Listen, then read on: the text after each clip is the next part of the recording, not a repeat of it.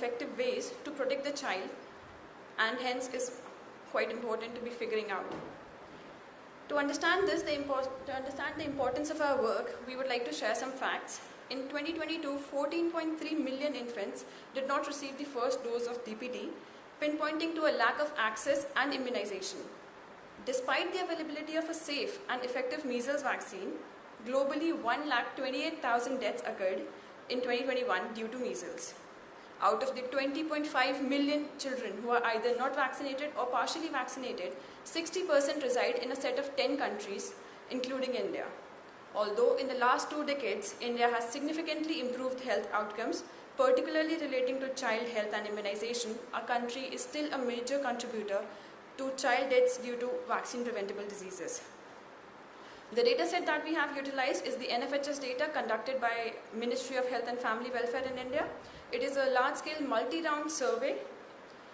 It provides essential data on population health, nutrition, and vaccination.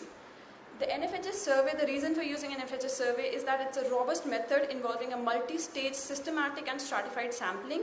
The sampling is done on each state with the unit selected proportional to the size of the state and the population. Most importantly, to maintain the confidentiality, GPS positions of the household are actually recorded but deliberately displaced by 2 to 5 kilometers depending on the regions. To give an idea of the data set, we covered 2 different data sets of 2 different times. NFHS 4, which was from the years 2015-2016, and NFHS 5, which is from 2019 to 21. We used these 2 separately because we wanted to study and analyze the shift of the underlying trends of vaccination across states. So over here, the blue charts are basically the number of clusters within each state, and the red ones are the number of children. So basically, over here we see the variation of data points as a glimpse of the sampling design of NFHS reflecting the population across the country. How did we use the data set? So in NFHS, every question has a set of answers this person can select from. For example, the variable we use is age 9, which is the child administered with MCV1 vaccine, and the answer can be any one of these 5. So the vaccination card, as we all know, is an essential tool to ensure that the child is actually obtaining the necessary immunizations and also to keep a track record of the same. But the provision of these immunization cards varies across states, and then comes into the picture of the selected answer being reported by mother, where there is no documentation present, but the mother is able to recall that the child was actually administered this vaccine. The map shows a spread of how the maternal recall data holds a significant amount of information, varying from state to state. Our research objective is basically that despite the national progress, significant disparities are still occurring. Coverage is there, but it's varying across regions. The national statistics mask the disparities. So what is needed is a comprehensive approach to improve this. Therefore, we leverage Bayesian models to estimate routine immunization on a subnational level. The important part of it is we utilize the impact of maternal recall, which allows us to identify local regions whose previous estimate might have been overstated due to low rates of the presence of health-based records. So we have deployed 2 models. The first one is using spatial GLM. Over here, the first part, initially we began with data pre-processing, where we filtered out data for the children from 12 to 24 months of age. Then we aggregate them on a cluster level to map it with the geographical locations given by the NFHS, and then we have our SPGLM model deployed. Over here, basically, we have the number of children vaccinated as YI, and NI is the number of children in the group, and PI is the important part, which is the probability of the ith child being vaccinated. Right. We have used a logit link function to relate the probability with the spatial variable, that is WI hat. That is, WI hat is the spatial weight observation, and yeah, right, and that's it. So moving on, we then check our model for its convergence, and we performed all sorts of diagnostic checks. And then the model gives us some outcomes, which are the coverage and the confidence of the model, or the certainty of the model. The second thing we employed is INLA. given that SPGLM is quite computationally heavy and it takes a lot of time, we also chose INLA because it, instead of directly sampling from the joint posterior distribution of all the parameters, which is computationally exhaustive, INLA gives us a marginal inference. So that gave us results much quicker, and this was the second model that we also tested. An important part of INLA, or the difference here, is that mesh that we see. So a mesh is basically the study area that we want to analyze. We triangularize it and we subdivide the area into small and simpler states for the model to be able to compute the values there. To get an idea of which model do we move forward with, on the left end of the screen we see evaluation differences between SPGLM and INLA. As we can see, SPGLM and INLA both had similar results on these particular set of states that we tested them on, but INLA delivers the same results within a fraction of the time that was required by SPGLM, and thus we selected INLA framework for the future research. On the right hand side we see that integration of maternal recall enhanced the model's capacity by a lot, given that over here whatever the test data is, that has been kept separate, and the model was able to perform much better when we involved the maternal recall data and included it during the model training. So this is a map of India that we have generated. So when we do leverage maternal recall, we see that the map appears to be brighter and the model is more certain. Whereas if we do not leverage the maternal recall data, it shows patches of dark areas where it shows that the model uncertainty is a lot higher compared to when we are actually utilizing the maternal recall data. Right. So we performed certain other tests on our test, like to be confirmed that the model is robust and all, where the second map is the data points reflect the exact ground truth of every cluster, and the background or the overlaying image of the state is what has been predicted by the model. So that gives us a direct comparison of how well the model performed on those unseen clusters. The third map is the one where we are missing out the number of clusters which we were still not able to capture, the model was still not able to capture.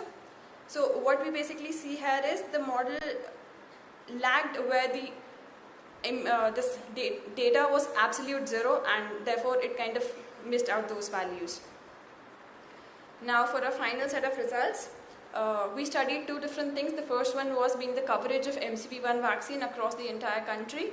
So this is the result for the two different time frames. The NFHS4 data is the one where in the year 2015-2016, what was the probability of a child on any spatial level to be vaccinated with the MCP1 vaccine, which we see that actually the trend improved across the years, and in 2021 we see that it has gone much brighter, but although there is a noticeable increase, it still shows that there are developed and underdeveloped regions where the vaccination needs to gain.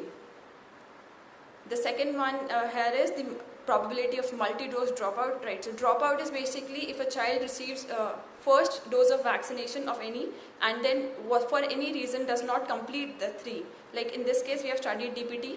So if the child received the DPT1 vaccine but was not able to receive DPT3, that shows us that there was a dropout occurring. So what we see here is, again, that the trend shows that the dropout has significantly improved across the 2 years. But if we want to see on a very clearer level that what are the regions that are still consistently having these dropouts, we can see separately. Like this is for the year NFHS4, the brighter spots are the ones where we see that dropouts are occurring, and similarly for NFHS5 there are still consistent dropout zones that remain. So that's another thing to be studied. So to conclude, we presented an approach for utilizing and understanding the impact of maternal recall for improved estimation of vaccination coverage and figuring out where are the areas of dropout still happening. We definitely acknowledge that maternal recall is an area where there might be gaps, and we understand and we study that further. Another thing that we realized while studying this is that the impact of the maternal recall data differed from state to state, with minimum influences in states like Punjab, which have a higher literacy and strong healthcare system, and we have lacking in certain states where we still need to improvise. Thank you. Thank you for joining. Thank you, Ritika. We have time for maybe one or two questions. I see a hand. David. Do we have any questions? Okay. Okay, so maybe I can ask a question in the meantime. Ritika, could you maybe share more about how you see yourself expanding on this work, and especially with given the kinds of predictions and models that you've developed, how do you see these being used by the stakeholders that you think are most relevant here?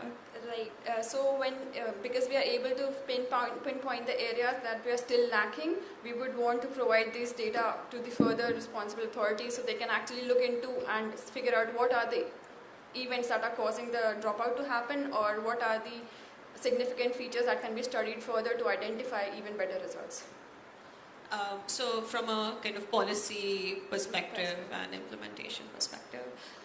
Another question I had is, I saw that you're using NFHS data. We know that for NFHS 5 there was also a lot of challenges due to COVID and a lot of disruptions in data collections. Do you have a sense of how that might have impacted the models that you were developing? Right, so NFHS 5 definitely did see it happened across a lot of years. The data set also was divided into parts, and then it was studied. But as of now, we do not see any such trends that pinpoint to a huge drop in the immunization. Of course, there was a drop which happened, but in the last 2 years, that has been on a trend of gain, and we see that in the next NFHS, we should expect a better trend line to occur. Got it. Thank you, Ritika. Thank you.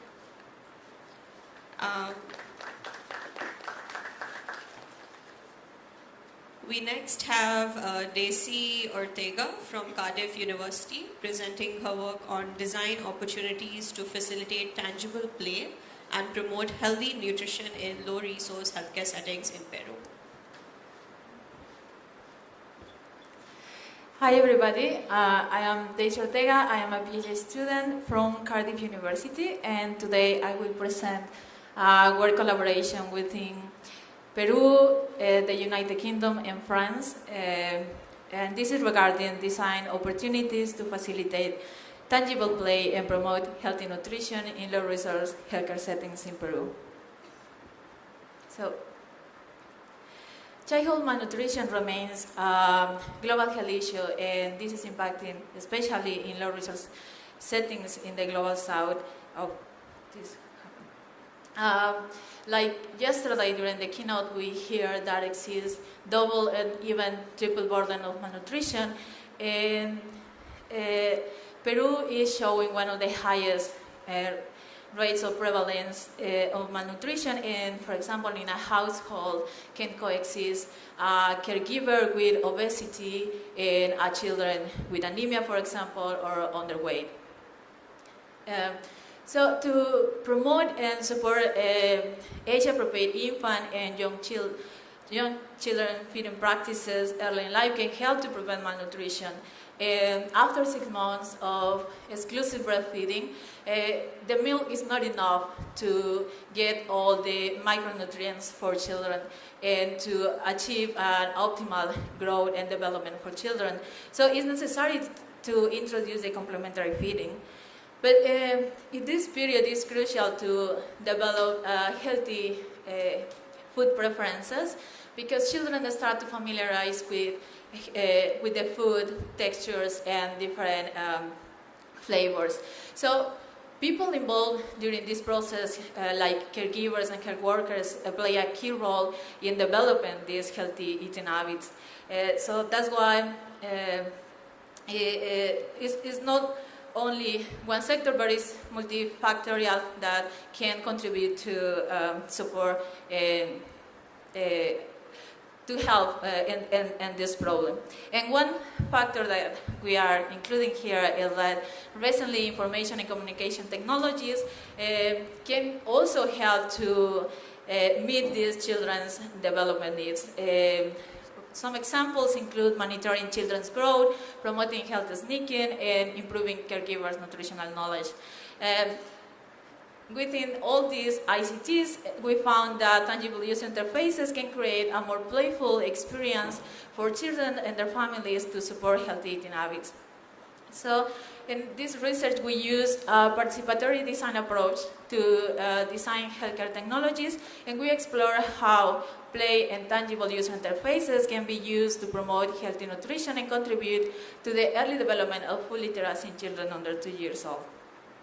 Our research is situated in Peru. This is part of a larger project this is just a small part of the phase 2 of co-design. We conducted a series of co-design workshops, and we chose 2 specific places because of the high rates of anemia that they experience. We recruited 24 participants, including nutritionists, healthcare promoters, and caregivers of children within 6 to 24 months. And this was the general structure of our workshop. We started with an introduction. We give them an overview. Just a clarification, this was our last co-design workshop. And for that, to our participants, we give them an overview of the different phases that we were conducting, and then they use tangible materials. They use sketches to produce their low-fidelity prototypes, and at the end, they share their outcomes and their experiences in the workshop. For analyzing the data, we capture all the sketches and pictures that our participants produced, but also, and I analyzed it with affinity diagram. And after that, based on the results of the affinity diagram, I conducted a deductive analysis of the recordings. So these are our results. And based on our affinity diagram and all the results, we found that for our participants, there is a potential opportunity to augment in the health center waiting area to facilitate interactive play. For them, it's important to consider the practical properties of the floor and the potential to support playful interaction, because for the children under 2 years, they mentioned also that we could use the wall to support playful interaction while standing or walking, because children are start walking, or so they can use the wall as support. Also, it's important to enhance tangible play by using physical objects, and they mentioned it, that this could be an opportunity to encourage caregivers' involvement in playful activities with their children while they are waiting for their consultation. Another part of our results includes that they, in their sketches and low-fidelity prototypes, for them was important to promote healthy nutrition and food diversity at the healthcare center, but it's different compared to the traditional exposure of healthy nutrition, not just posters, but something that they could interact with their children, so they could familiarize and be exposed to this healthy food, and also can provide awareness of a balanced diet and food diversity. Our design opportunities include augmenting the waiting area with interactive objects to support active play, augmenting the surfaces, and providing flexible, low-cost, and modular design of tangible interfaces, enhancing the social and physical play interactions. Also, we could promote healthy nutrition and food diversity in the waiting area by facilitating the repeated exposure of healthy and diverse food representation using tangible user interfaces and supporting learning through shared playful experience. So, in conclusion, we say that there is potential to enhance the waiting area of healthcare centers. Just to contextualize, we are talking about the low resource settings. So we can enhance these areas to create shared experiences for children and their caregivers while exposing them to healthy and diverse food. So we believe that tangible user interfaces offer opportunities to enhance these waiting areas and to support children's learning and play, and we can leverage the TUI's features, tangible user interfaces, features to boost social and physical play. Another of our conclusions, and that you can see in our paper, is that the sketching and low-fidelity prototypes and design materials help to support user participation during the workshop, facilitate the discussion, and explore the potential of tangible materials and playful interaction in low-resource settings, and that help to articulate their ideas to have a better common understanding. So, thank you so much. Thank you, Desi, for the very interesting presentation. Do we have questions from the audience?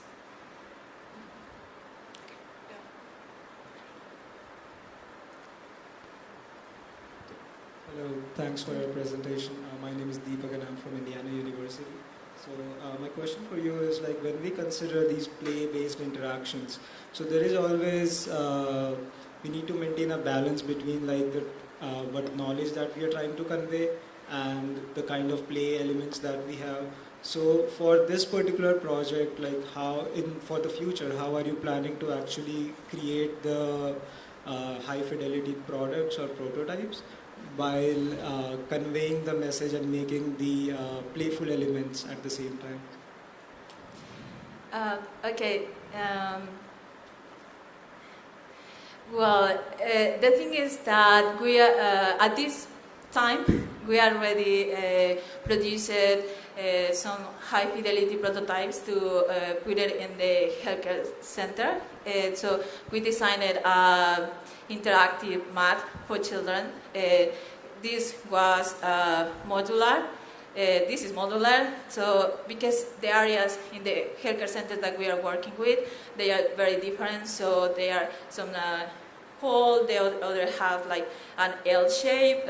So for me, that question was a little bit before, but how what I did, I remember that I put all these sketches in low fidelity prototypes so the caregivers that they give me, because that represented that what they wanted, and they wanted something that could play their children's. They are all under 2 years, and also for them to be exposed to that. And they mentioned that they could explain to their children how or what food is.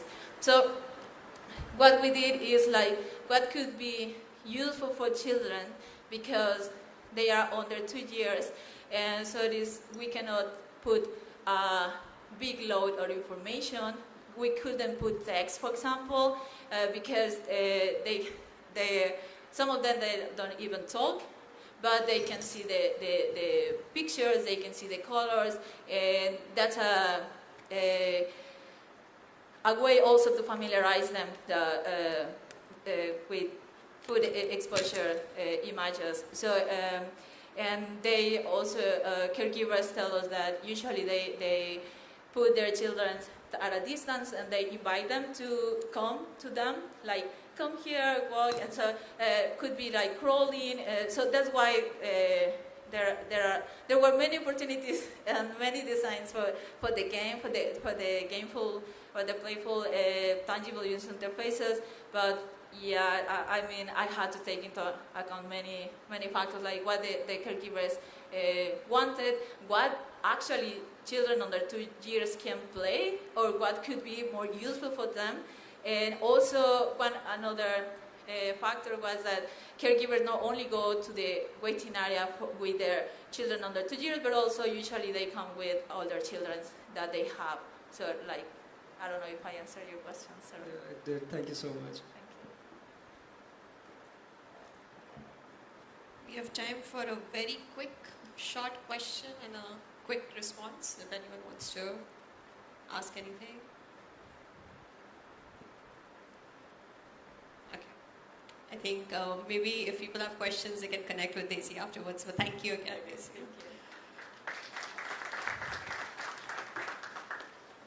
Our next speaker is Ramya Srinivasan from the Fujitsu Research of America, and she'll be presenting her work on an interpretable checklist for delirium detection.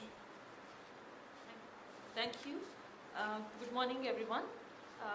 This is a joint work with Joel Foreman from UC Berkeley, Kanji Uchino from Fujitsu Research, and Jen Shinozaki from Stanford University.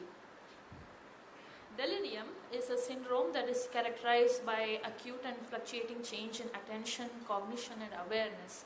And although the symptoms of delirium vary across patients, most patients report altered arousal and experience highly distressing symptoms of agitation, severe psychosis, including hallucinations and altered mood. And it's variable in duration. Most episodes last a few days, but some persist for months and weeks in almost about 20% of the affected population.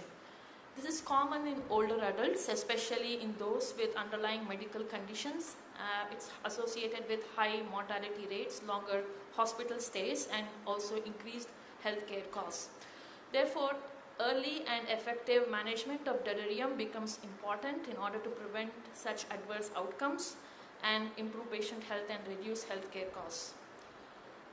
Treatment of delirium typically involves addressing the underlying cause and providing supportive care. And diagnosing delirium early on becomes crucial in this context. But this is challenging because of a variety of predisposing as well as precipitating factors being involved in such diagnosis. For example, delirium can be triggered by acute medical illness, drug use, as well as withdrawal, surgery, trauma, and many other such factors. In the past, previous works have shown that multiple different and as well as potentially interacting factors can actually characterize delirium, which makes it even more challenging for diagnosing this early on. So towards addressing these challenges in this work, we propose an interpretable checklist that can aid clinicians in the diagnosis of delirium. Our main goal is to provide them with some kind of a if-then rule, but not exactly like a decision tree, but a more accessible rule that helps them in reducing from the large number of factors to the minimum number that will also ensure maximum accuracy. So since I mentioned about checklists, let me quickly review some prior work on checklists. So checklists can be briefly thought as some kind of classifiers that assign coefficients based on certain conditions. So if there is delirium, let's say it classifies it as +1, and a negative would be -1. And more commonly, this is known as unit weighting, and it has been used for centuries now, typically in fields like organizational behavior and psychology. In recent years, machine learning researchers have also leveraged checklists for clinical decision support. And in this paper, we augment and complement such previous works by utilizing checklists for delirium detection. So quickly reviewing some prior work on delirium detection as well. So traditionally, people use signal processing and machine learning techniques. I'm not talking about deep learning, but traditional ones like the bispectral electroencephalogram, EEG. So this is typically used in hospitals for screening delirium, and more recently people have used random forest-based methods to identify predictors that are more commonly associated with the risk of delirium. And in a recent study, people also used LSTM model. In fact, this used a very large data set of EHR records and provided some good results, in fact.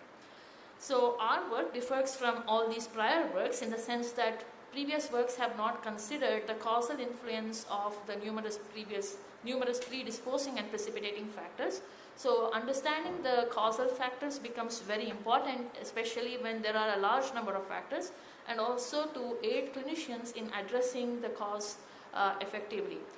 So in this work, we leverage causal decision trees to extract the most relevant causally influential features for delirium detection and provide an interpretable checklist which can then be leveraged for diagnosis. So here is a flowchart of our method. We use more than 1,000 patient samples. I'll explain the data set in a bit.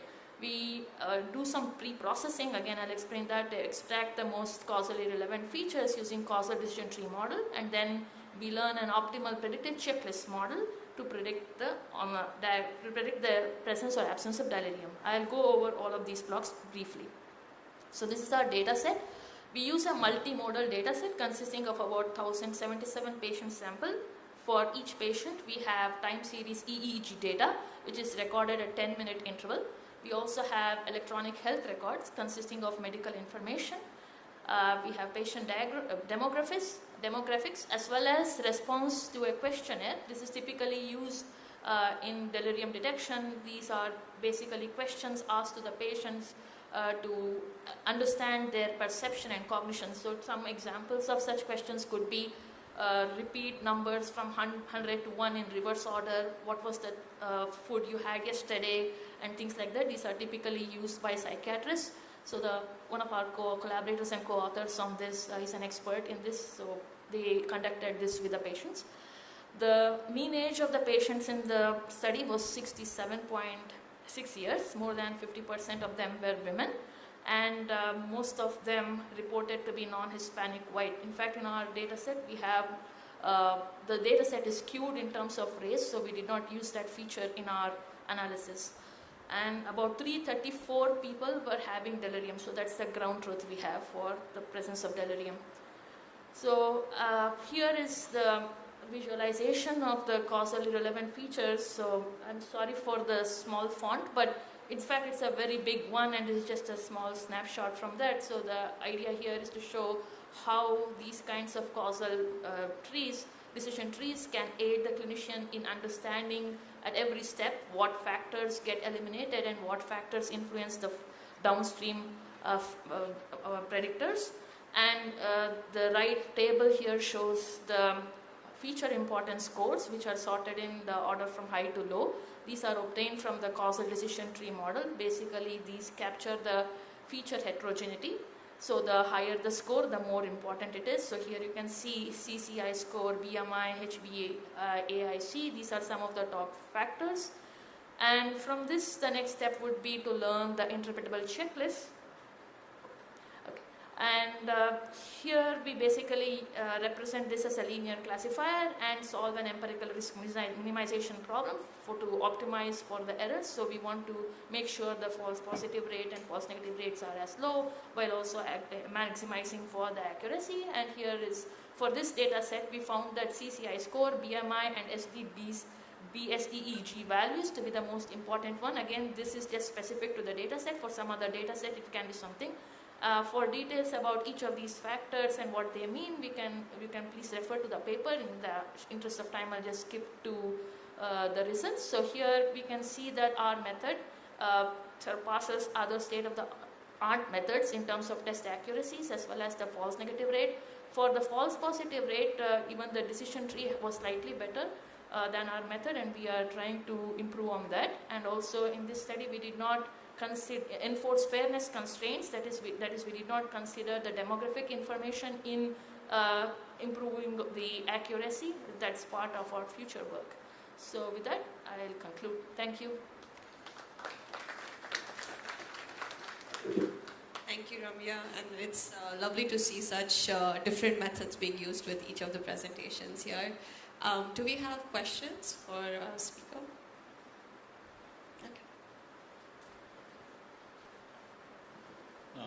Lakshmi here. So this is a note for all COMPAS authors, especially ones who have written short papers. You do have the option of sending a full paper to the journal, adding 30% extra material.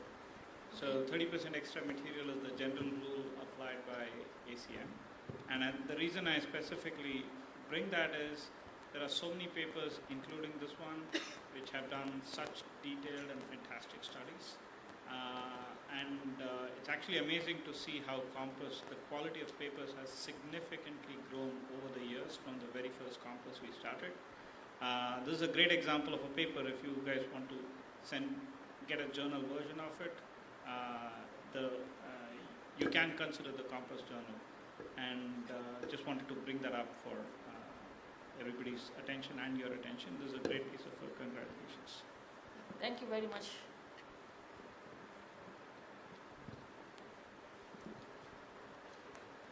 Yeah, great talk.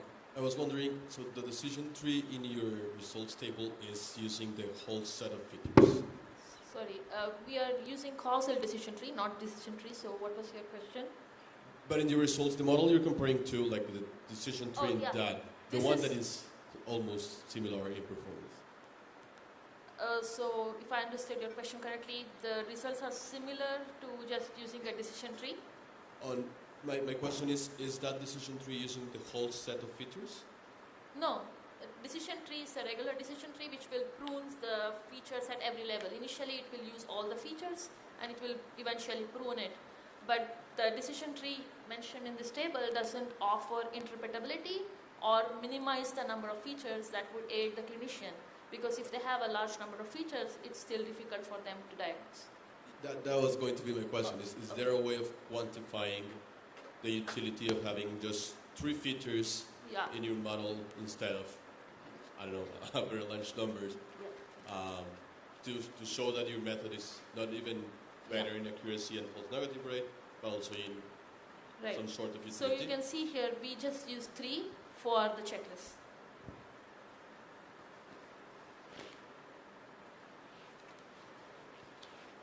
Do we have any other questions?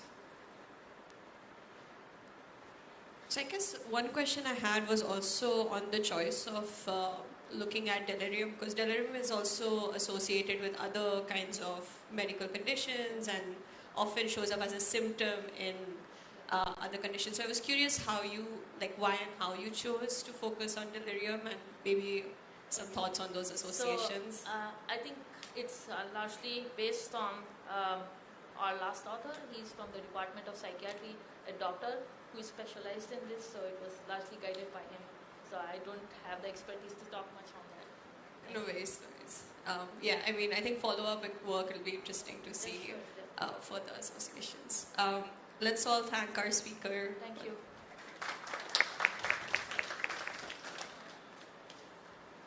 We next have Sukant Pargal from the Indian Institute of Technology, Kharagpur. She'll be talking about zero configuration alarms towards reducing distracting smartphone interactions while driving.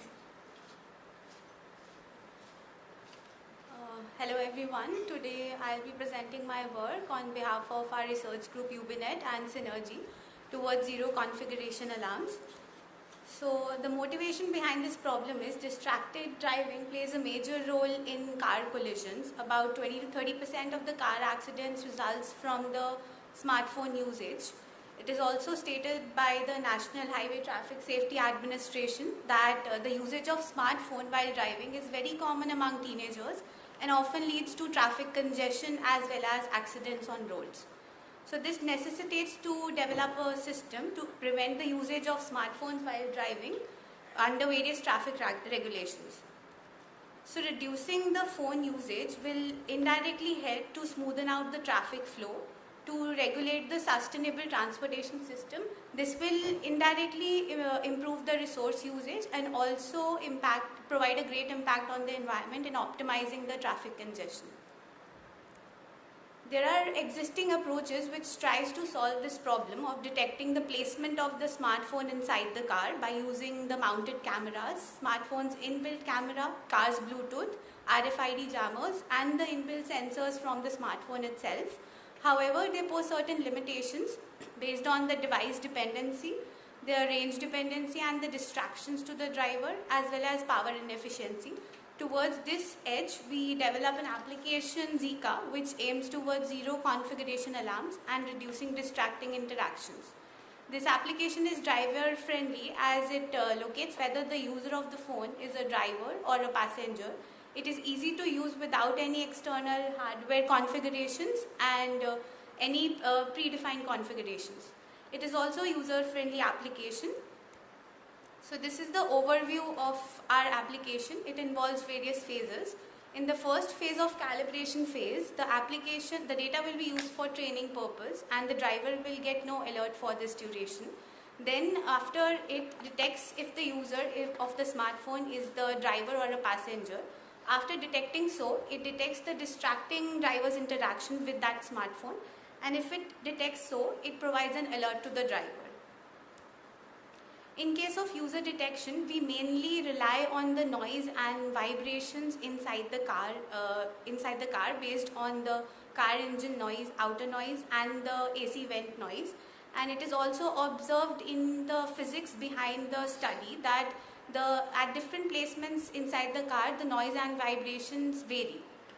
So to this edge, we conduct experiment in noise-free and noisy surroundings in case of different seats inside the car, at the driver seats and the passenger seat at front and the back.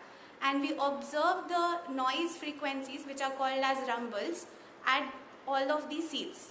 So when we observe the frequency of these noise, we observe the rumbles are consistent with more frequent with the driver seat as compared to the passenger seats. So using this concept, we rely on the user detection using the rumbling noise and vibrations from the acoustics and IMU inside the car. It relies mainly on the spectral domain rather than the time domain features, because spectral domain provides us consistent frequency features. So while experimenting this disparity in driving data sets with different kind of machine learning models, we identified that certain models excel with only a specific set of drivers. So therefore we rely on an auto-gluon tool which selects the weighted ensemble, an average of all the prediction of the models trained in the auto-gluon based on the greedy stack algorithm. It is easy to use and easy to extend. It is also accurately working over small to medium sized data sets, so we do not require a lot of time for training. Therefore, our application detects distracting interaction with the handheld usage of the driver. So it extracts features such as proximity sensor, display sensor, and orientation along the X and Y axis. Thereby, it maintains a distracting interaction model which pre-trains a decision tree model with 2400 data samples captured from initial duration from different cars. So then we have the alert generation phase. This is a user-friendly phase in which the notification will be provided to the driver if he is performing any distracting interaction. But he has the choice to opt for different types of notification, whether it is an audio alert or short message alert and a long message alert. So Zeekr generates alert only if for every window of say 60 seconds, if the driver is performing distracting interactions for more than 70% of the time. So here is the demonstration of our application. In this, when a passenger and the driver is using the phone, when the driver's phone is placed on the dashboard, they will get no alert. However, when the driver picks up the phone and start using the phone, he'll get a notification alert. Please stop using the phone while driving. So to examine our developed application, we performed in the wild setup. Here we shared our application to public with to join the study voluntarily, and all the drivers who have the experience of more than 1 year only performed in that study. Apart from the drivers, 125 participants also joined that study as a vehicle passengers. So we had a study for 50 different car models driven by 70 different individuals in 5 different countries. We also make sure to capture the gender diversity, age diversity, the country diversity, as well as we experimented over different car variants such as hatchback, sedan, SUV with a different level of automation as well, the automated gear car and the manual gear car. So for the results of this in the wild experiment, so without the initial calibration phase, when we observe the cumulative probability distribution function of the accuracy score, it lies in the range of 60 to 80%. However, when we perform initial calibration, there is an average increase of 10 to 30% in the accuracy score for the drivers as well as passenger cases. So we also observe how this calibration phase converges. So it takes a very small duration of time initially, and at that time the driver will get no alert. So if a car is already observed by the model, so it converges within 2 to 3 minutes. However, if the new car is observed from the model, then it converges from 8 to 10 minutes. So we also perform some semi-controlled setup in which we selected certain drivers who were comfortable in using their smartphones while driving for different reasons, such as navigating and taking phone calls or scrolling, etc. So in those cases, we control different parameters such as car type, weather, window, and road type, AC on and off, and passengers in the car talking. So this is the glimpse of real world experiment that we conducted with different drivers.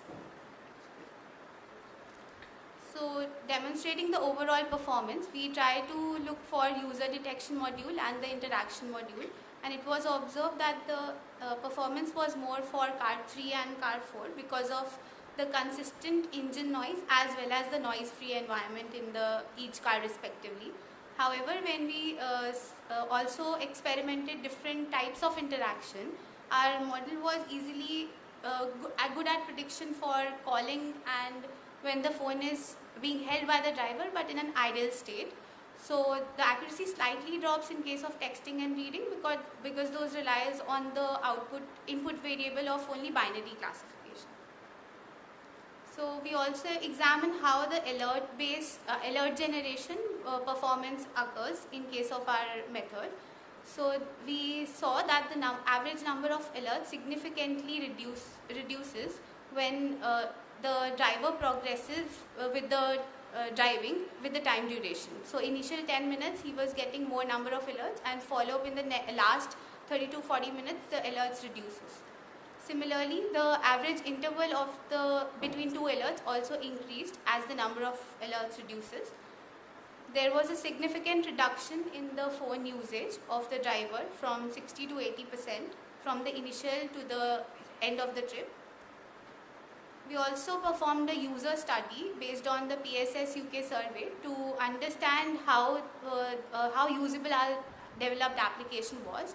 So the percentage of responses mainly lies on the lower edge, so it indicate that higher user satisfaction and better application performance with the lower score.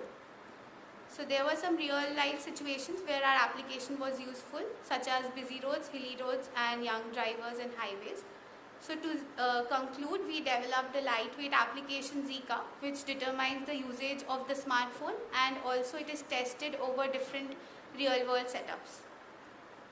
So there are certain limitations that currently we are detecting only over the handheld distraction. We look forward to detect over the hands-free distraction as well, and also test over multiple set of vehicles with different engine placements, and also incorporate the user feedback as well. Thank you for listening to our presentation. For further details, please refer to our work and to our lab page UVNet. Thank you for the ACM Compass Travel Grant too.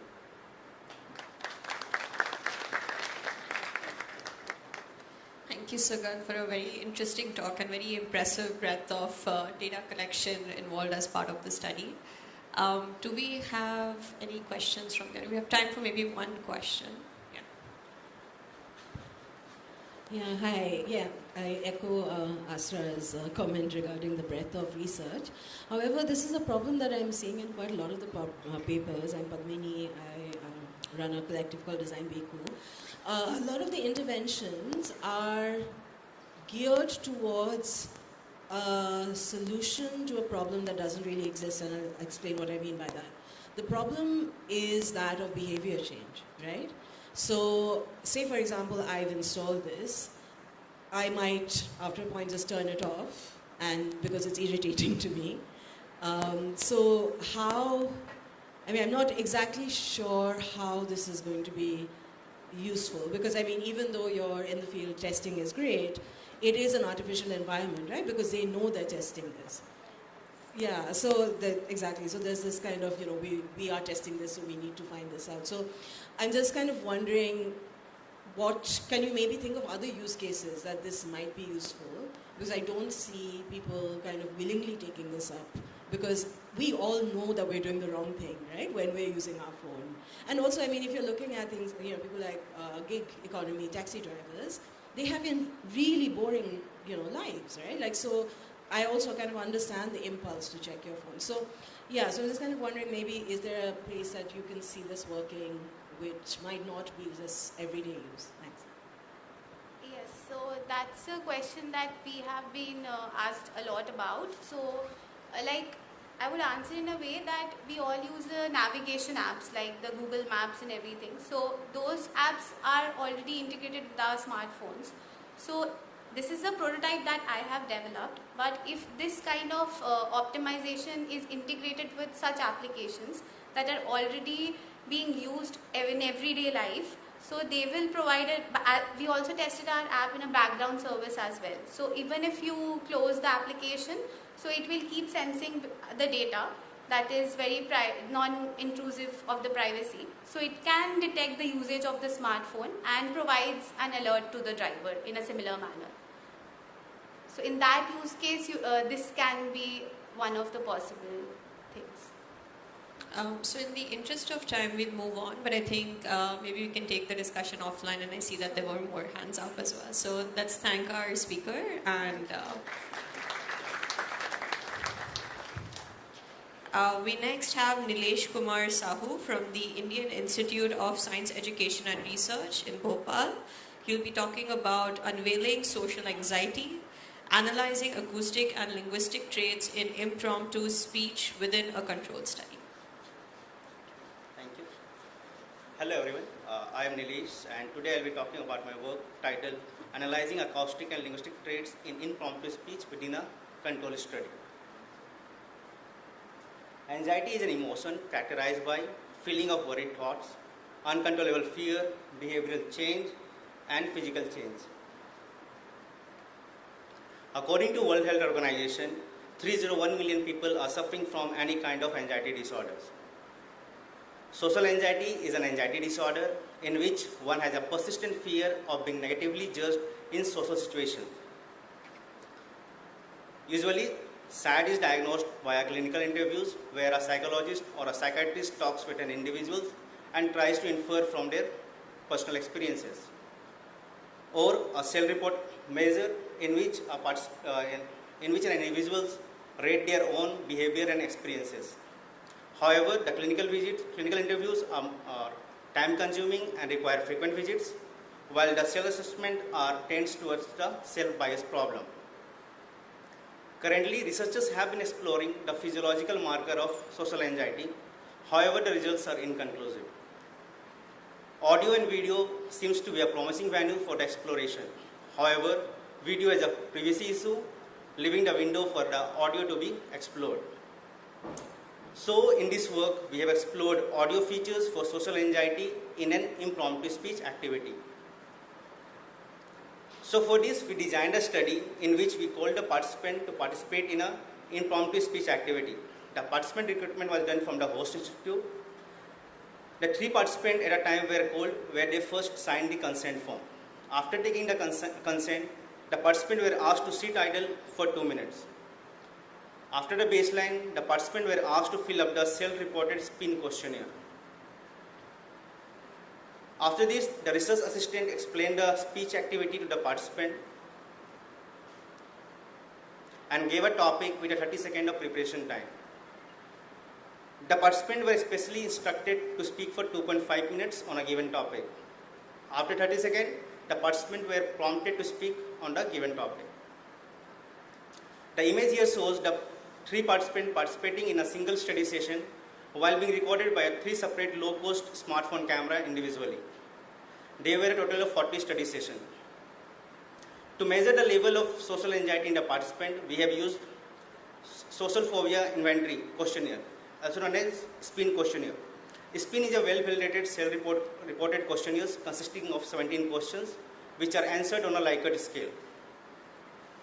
The plot here shows the histogram of SPIN score for all the participants in a bin size of 7. So, to divide the participant into socially anxious and socially non-anxious group, we took a threshold of 25, where if the participant SPIN score was less than 25, they were labeled as socially non-anxious individuals or else socially anxious individuals. Now let us try to understand the participant demographic. There were a total of 105 participants after data cleaning with a mean age of 21.05, out of which 59 falls in a SAD group and 46 fall in a non-SAD group. Now, after data collection, audio was extracted from the participant video. Then we applied different techniques like we focused on the acoustic features extracted through the Librosa library. Also, linguistic features extracted through the LIWC software, log mail spectrogram images of the audio. Now, from the acoustic and linguistic features, we first calculated the K-based features and then fed it to the classical machine learning algorithms. The log mail spectrogram images were fed to the 2D CNN model. Also, we explored the raw audio signal where we fed the raw time domain 1D audio signal to the 1D CNN model. Now, coming to the feature extraction. For extracting the acoustic features, we have used a Python package named Librosa. Acoustic features refers to the characteristics of the audio signal. Using the Librosa, we calculated 45 features such as MFCC, chroma, F0, etc. For linguistic features, we have used linguistic inquiry and word count, that is LIWC software. LIWC is a gold standard software for analyzing word use. Linguistic features refers to the element of language such as grammar. A total of 61 features were extracted such as personal pronoun, emotions, word, etc. Now, for understanding which features are important to train our classification model, we first computed the Pearson correlation between the computed features and the spin score. For acoustic features, we found a low correlation between the computed acoustic features and the spin score within a range of 0.2 to 0.3.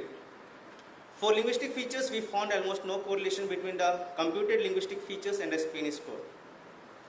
From the correlation, we found an insight that SAD individual exhibits a higher pause rate compared to the non-SAD individual. So, we used a random forest algorithm to find the top K features contributing to differentiating SAD and non-SAD group.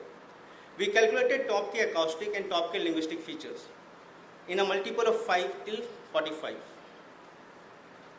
Now, to train our classification model, we used a fundamental machine learning algorithm. The algorithm used were random forest, support vector machine, and logistic regression. Further, we also explored the basic artificial neural network model of just 6 layers. We tried the classification model on 3 different settings. In the first settings, we only used the top K acoustic features. In the second settings, we only used the top K linguistic features. And in that setting 3, we used a combination of acoustic and linguistic features, where top K acoustic and top K linguistic features were combined. For deep learning, we have explored the 2D CNN and 1D CNN models. Now, I will discuss each of them in details. Firstly, we went through the mail spectrogram image of SAD and non-SAD group participant and found some dissimilarity. For example, the figure here shows the mail spectrogram of participant with high and low spin score. Here we can see a SAD participant exhibited a good number of pauses. So, in setting 1, we converted the raw audio signal to a mail spectrogram image and passed it to a 2D CNN model. The 2D CNN model here has a 3 convolution layer, then a flattened layer and a 3 dense layer. In setting 2, we directly passed the raw audio signal to the 1D CNN model. The 1D CNN model has a 3 convolution layer, then a flattened layer, then a dense layer. Now, coming to the results. We obtained a highest accuracy of 85.71% using acoustic features in logistic regression with just 5 based acoustic features. We found a trend of decreasing accuracy with an increase in number of K based features. Similarly, we obtained a highest accuracy of 85.7% with 5 and 10 linguistic features using random forest. Here too, we found a pattern of decreasing accuracy with an increase in K based features. Now, in case of combined acoustic and linguistic as an input, we obtained the highest accuracy of 80.95% with 15, 20 and 25 combined acoustic and linguistic features using random forest, logistic regression and KNN respectively. In case of deep learning classifier as a model, we found that with mail spectrogram as an input, we obtained an accuracy of 61.9%, while with audio as an input, we obtained an accuracy of 76.19%. Now, coming to the conclusion, we found out that socially anxious individuals exhibited higher pause rate. Audio can be used for early detection of social anxiety. Classical machine learning outperforms the deep learning techniques like 1D CNN and 2D CNN model. Moreover, I would like to thank my co-author Manjeet and my guide Dr. Harun for their support. At the end, thank you everyone, and I am ready for Q&A session. Thank you, Nilesh. And Nilesh has asked me to mention that he's also looking for a research internship. So if you're interested in his work, please feel free to reach out to him. Do we have any questions for Nilesh?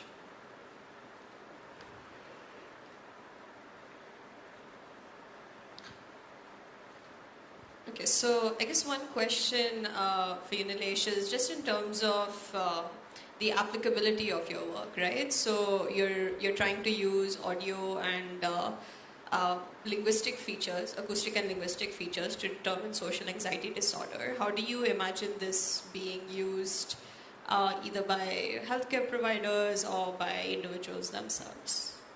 So in this work, like as mentioned at the end, I said like this work can be used for the early detection of social anxiety. So just say like even like for me, just you can say this is my first presentation in a conference like that. I was feeling very much anxiety beforehand.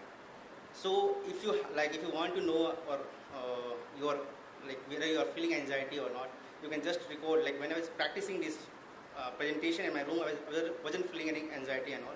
At that moment of time, like I could have pointed, like the system could have pointed out, like you are feeling anxiety, you can go with certain kind of interventions and all. Interesting. So almost like a way to train yourself to do better, maybe perform better in some of those situations and potentially reduce your own anxiety. Are there any other questions from the audience? We have one in the back.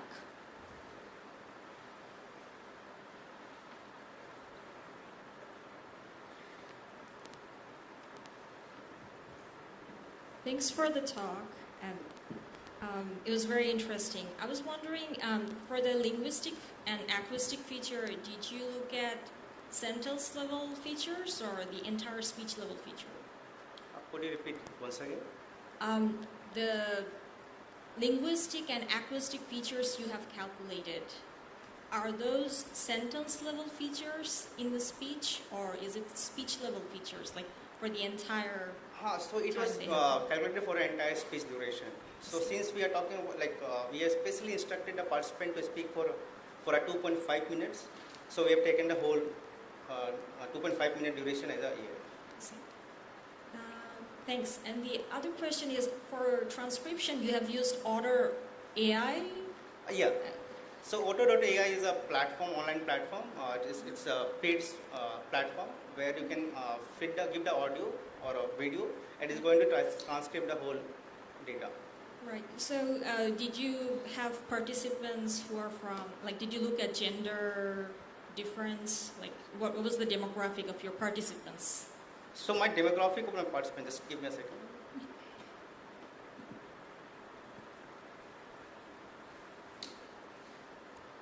So in this work, we haven't gone with the we have gone with a general case study, not specifically gender basis and all.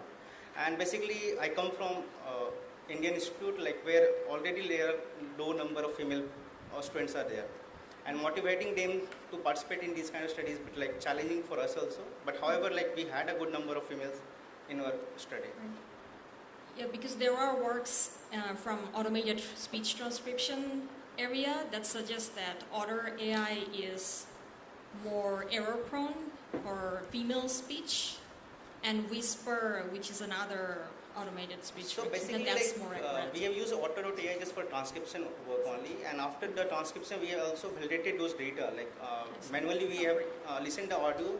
We were listening to the audio and the transcription, whether it's correct or wrong. Thank you. Thanks for the answer. Thank you, Nilesh. We now are moving into the recorded talk section of the session. So we have 2 more recorded talks, but I also highly encourage you all to engage with the speakers. We have a lunch break coming up soon.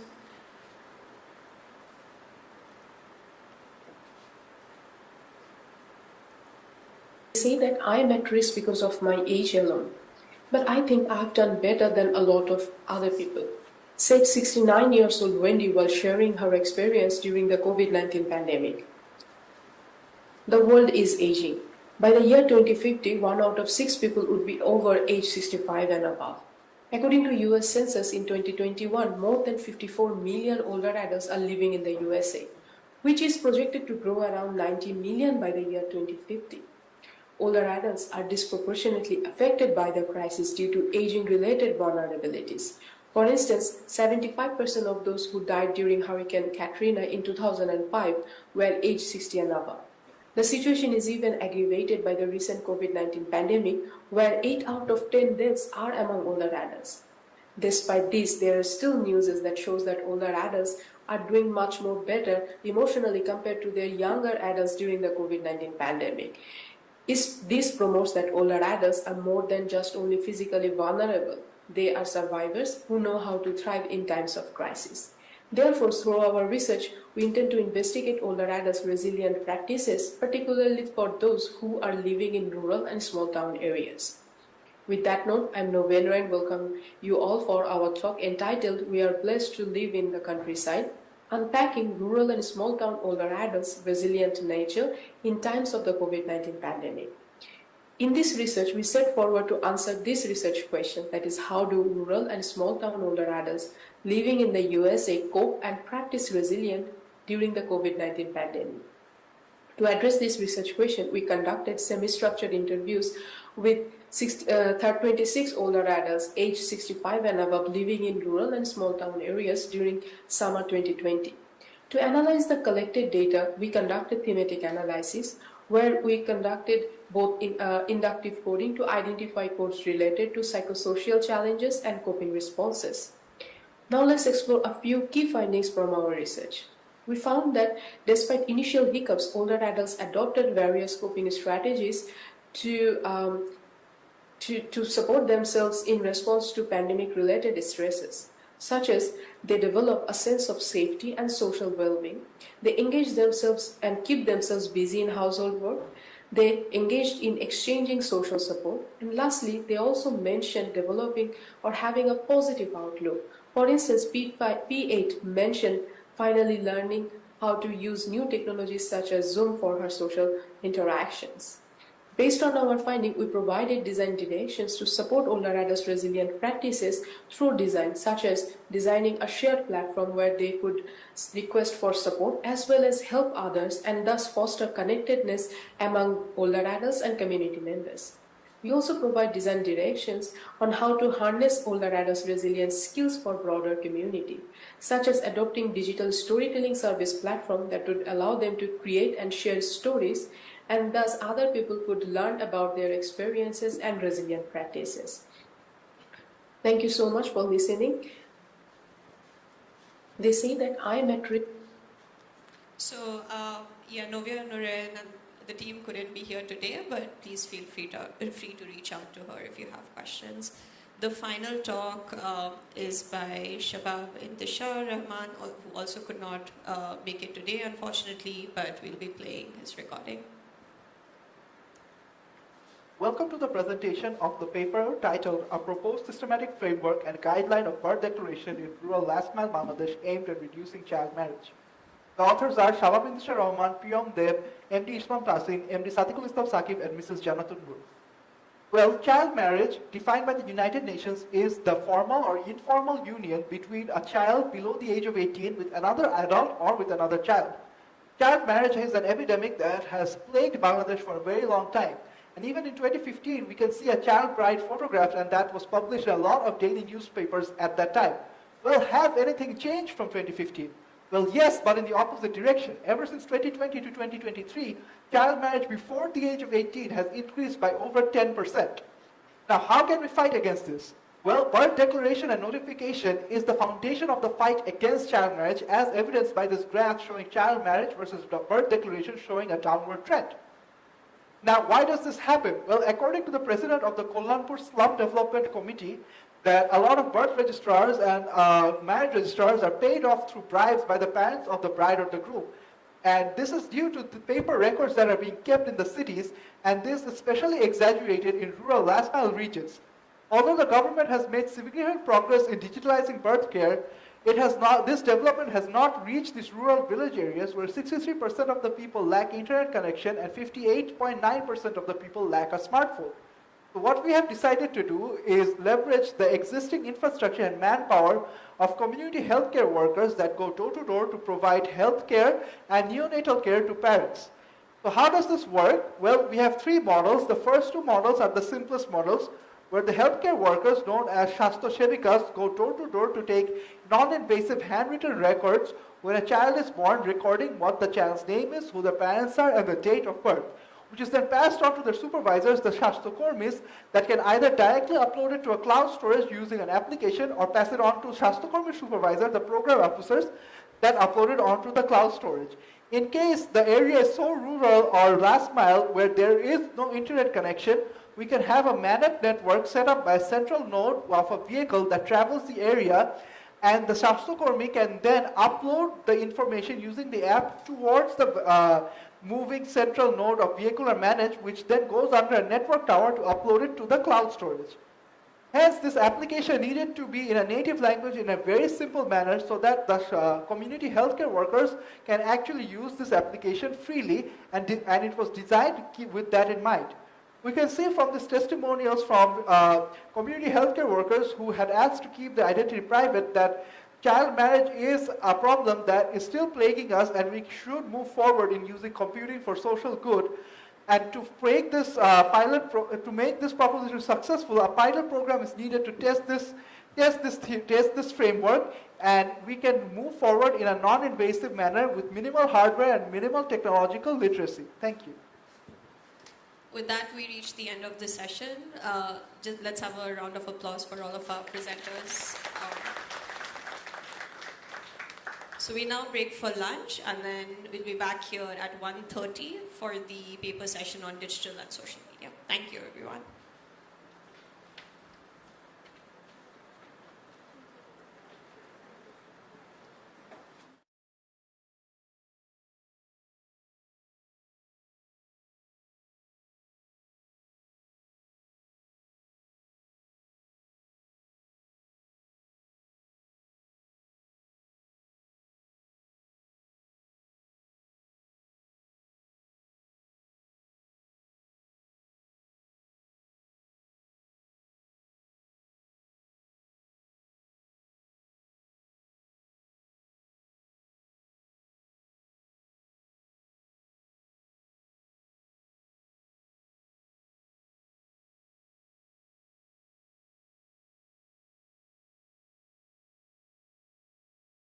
But I hope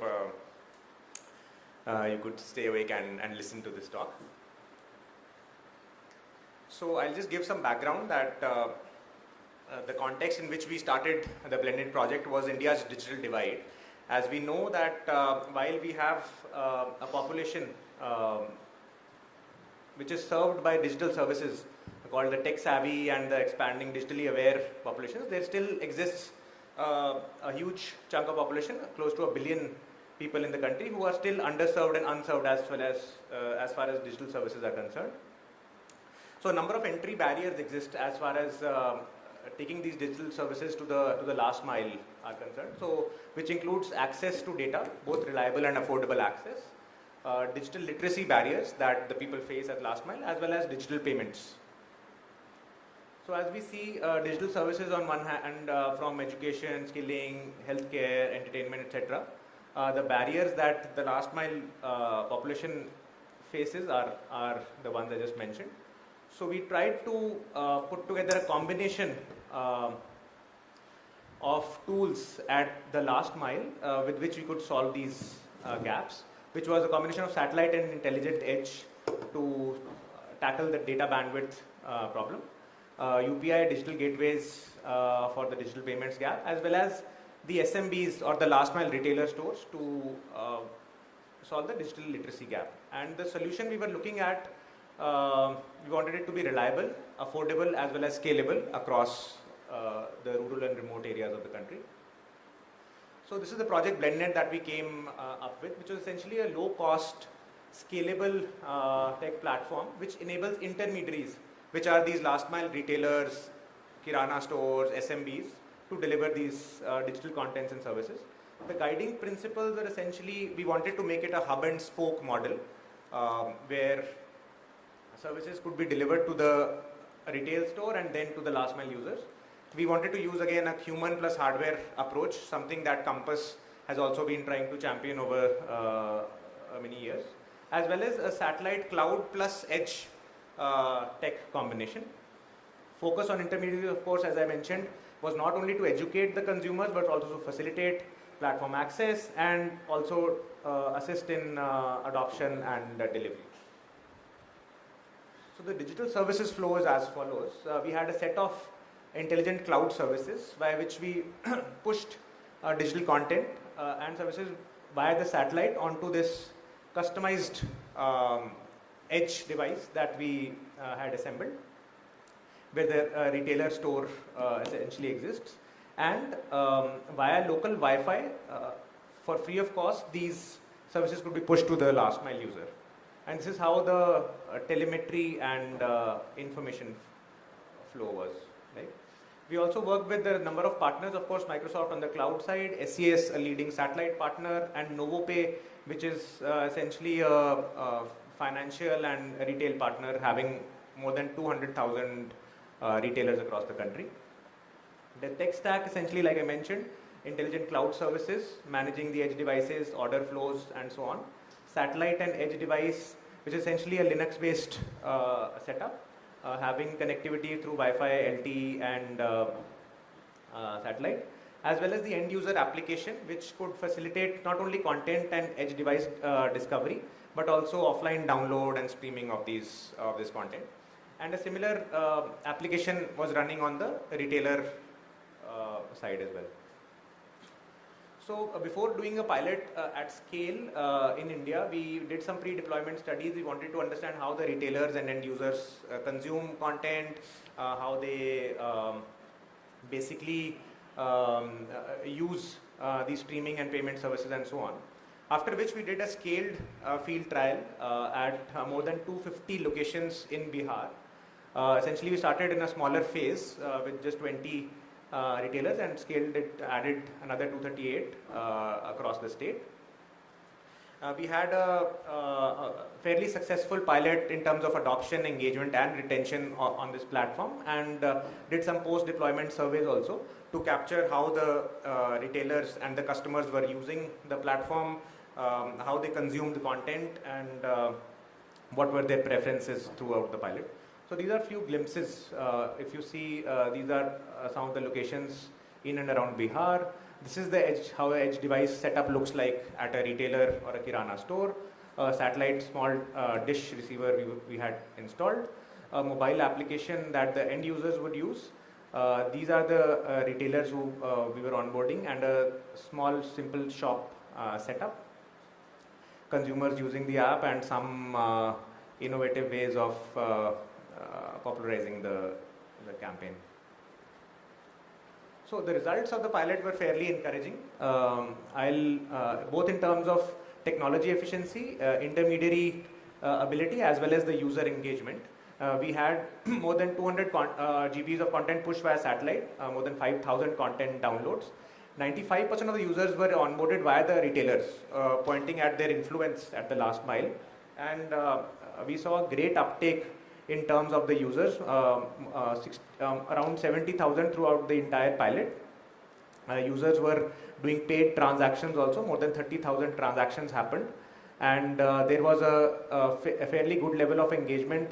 These peaks that we see are when we had pushed new content and services, so they were adopted. And these are the partners, both education, skilling, and entertainment partners we work with. Finally, this is the last slide, and the learnings from the pilot, like I mentioned, the hub and spoke model of delivery was fairly found effective as far as last mile delivery is concerned. Satellite, again, a good alternative to where data connectivity is an issue. Retailers were effective intermediaries for this delivery and served as this bridge for solving the barriers that I mentioned at the start of the talk. And lastly, consumers essentially wanted an easy to access low cost platform, right? And we really saw that regional content and services were the king, and they really took up to this sachet based low cost services that we had to offer. So, and finally, I'd like to say that we have open sourced this entire platform called BlendNet under MIT license, and it is free for anyone to use and deploy. Thank you. Thank you. So let's open the floor for questions. We have 3 minutes. Let's start with Sandeep here. Yeah, hi. This is Sandeep from IIT Kharagpur. Very interesting platform. So I was just thinking of like what type of applications you are envisioning which would be useful for such type of platform. And the second question is that I'm sure like you have heard about this hyperlocal marketing that say Airtel is promoting nowadays for supporting application for these kirana stores at the local business. So can such kind of platform also support this, say, the idea of Airtel hyperlocal or similar kind of stuff? Yeah, absolutely. Great question. So in terms of applications, we started with delivery of, like I mentioned, entertainment content as a natural pull that we wanted the end users to be sort of to adopt the platform. But then we also started providing educational content, skilling content via our content partners, and which also took a great uptake because we priced them in a small sachet-based approach. So we, from a sort of FMCG point of view, we understood that rather than buying a bottle of shampoo, the people in the last mile would buy the sachets, right? So similar approach we did for content. After that, a number of other applications in terms of financial services, right, is what NovoPay was anyways providing, is also now being conceptualized via the BlendNet channel. And to answer the other question on hyperlocal marketing, I think that's a great sort of approach to popularize these kind of tools and platforms. We also are in active conversation with ONDC, right, who are essentially trying to unbundle digital commerce throughout the country. And we are thinking of if we can use BlendNet as a decentralized infrastructure for where the other services haven't reached till now. Thank you. Any other questions? Yeah, there's one question right there. Hi Kashish. So I'm Shikhar. I'm a recent graduate from IIIT Delhi. Just curious about why did you not implement the mesh-based system instead of a hub and spoke system with satellite communication, because then it's more easy and more flexible on the ground to communicate with other devices as well. So thank you, Shikhar. First of all, I'd like to also mention Shikhar has been contributing to some of our MSR projects and has been an integral part of the team. And especially on the hub and spoke model, the idea was to maximize the infrastructure that we had for a pilot, right?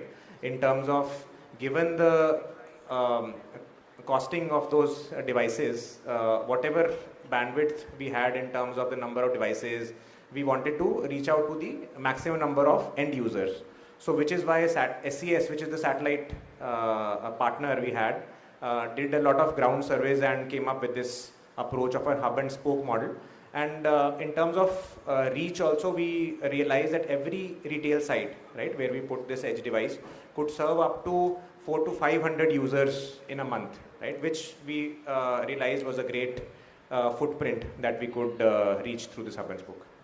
Got it. Thank you. Thank you so much. We are almost out of time, but I can take one quick question. Okay, so we are out of time. So let's join in hands to congratulate Kashish for this great talk. Thank you so much, and thank you for staying awake post-lunch. So let me call the next team, Adito Baidya Alok, who's going to present a paper titled Navigating Truth in the Sea of Content, Exploring Influential Factors Shaping User Perceptions of Trustworthiness in YouTube Content.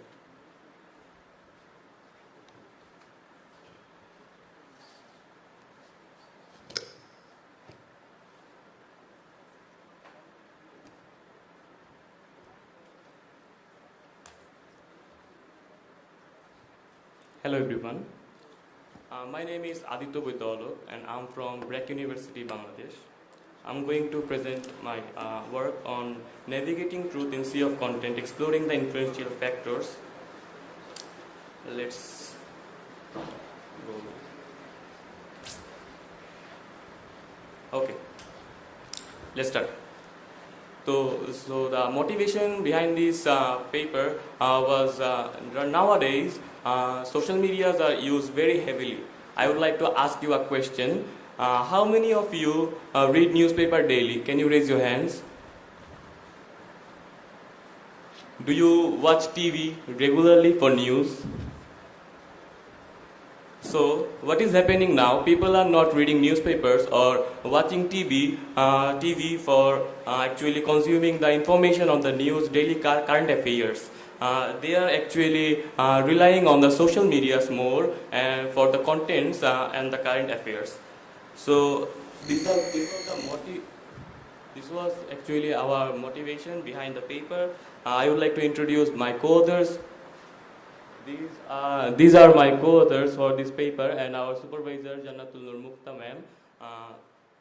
In the next part, introduction part, I already explained the motivation, and the context is YouTube has become a critical platform and crucial platform for information dissemination across various domains. YouTube has 2.7 billion users and more than 100 million YouTube channels.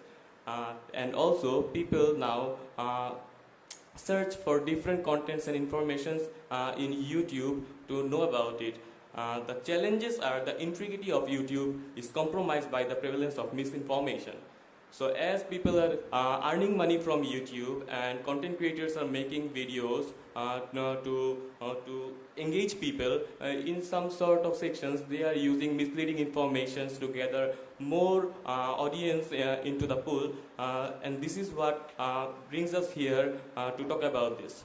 The objective of this paper is to understand the human behaviors and the factors that are influencing the participants' trustworthiness in YouTube content. Moving on to the next slides, the research question is, what are the key factors that are influencing users to perceive information in a YouTube video and in legitimate and the trustworthiness? So for the methodology section, we actually collected data from December 2022 to January 2022.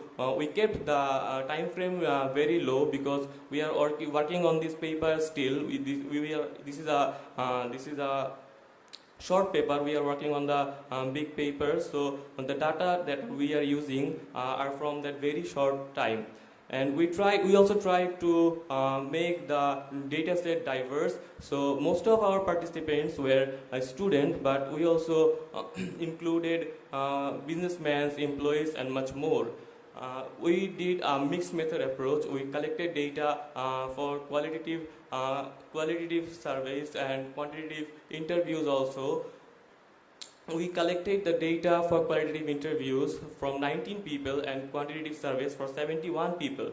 For the quantitative data collection through survey, we utilized the statistical analysis technique to identify patterns, trends, and correlations with the variable with each other. And for the quantitative interviews, we followed a systematic approach in introducing documenting, then coding, and then doing the thematic analysis.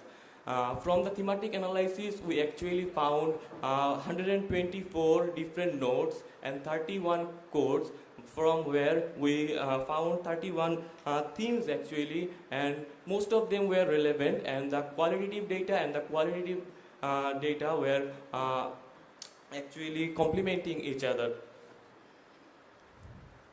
Moving on to the next part, the key findings.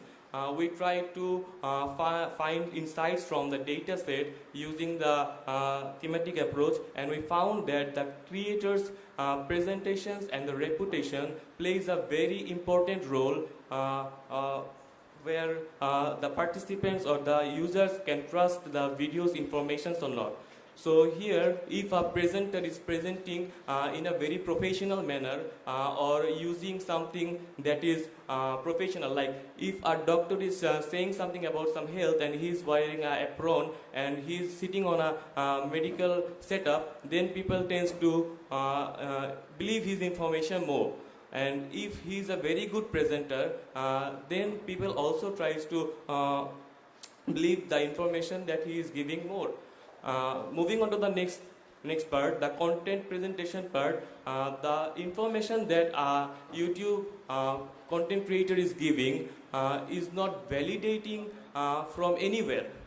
They are using different logos from different organizations. They are using different informations from different videos and short clips, but no one is validating these things. No one is asking for the source information about these things. That comes to the validation part. So what people do, people trust those videos, which videos have more likes and comments. Moving on to the next part is our findings or implications part. For content creations, importance of establishing and maintaining a credible online presence is very important. If somebody wants to provide information in YouTube or some news or facts in YouTube, maintaining a clean profile is very important so that people can believe what they are saying, and they have to show some sources or provide sources in the description section so that people can find where is the source of this news. Next is the platform administration. As I mentioned before, people are using different logos. One of our participants has also said that YouTube can also introduce something that if my channel is using any kind of logo, then I can upload it into a logo section, and with the image processing, YouTube can detect any of videos which are not in my domain using my logo and can bring it down. And into the policymaker section, emphasize on the promoting digital literacy and supporting fact-checking initiatives can be a very good thing to do to mitigate these misleading informations and making people use a healthy social media environment. To conclude, I would like to say, enhance the understanding of trust dynamics to foster a more informed and reliable platform like YouTube community. This should be done from our side, from the researcher's side, to make algorithm or image processing section from where we can find the credibility of the video and make this good healthy environment. And as this is the ongoing research, in our future research we are planning to add a model where YouTube will be able to detect the misleading information here. We are also adding that if anyone is providing any fact or any informative video, they have to provide sources with it too. Thank you. Let's open the floor for questions. There's one hand raising there. Hi. So my question is, I think broadly, what are the profit incentives for companies like YouTube to promote this type of robust fact-checking mechanisms? Because I'm thinking, like, for example, there's a ton of things that make YouTube money that, or social media companies in general that would, like, for example, I'm thinking like with influencers like Andrew Tate, for example, social media companies made a ton of money off of him and refused to implement fact-checking mechanisms because of how much money they were making. So I guess my question is, how do you think the profit incentives for social media companies will factor into how they would adopt these types of mechanisms? Yeah, thank you for the question. That is a very good question. We can make it very easy. Like, if they don't need to put a lot of money to make this happen actually.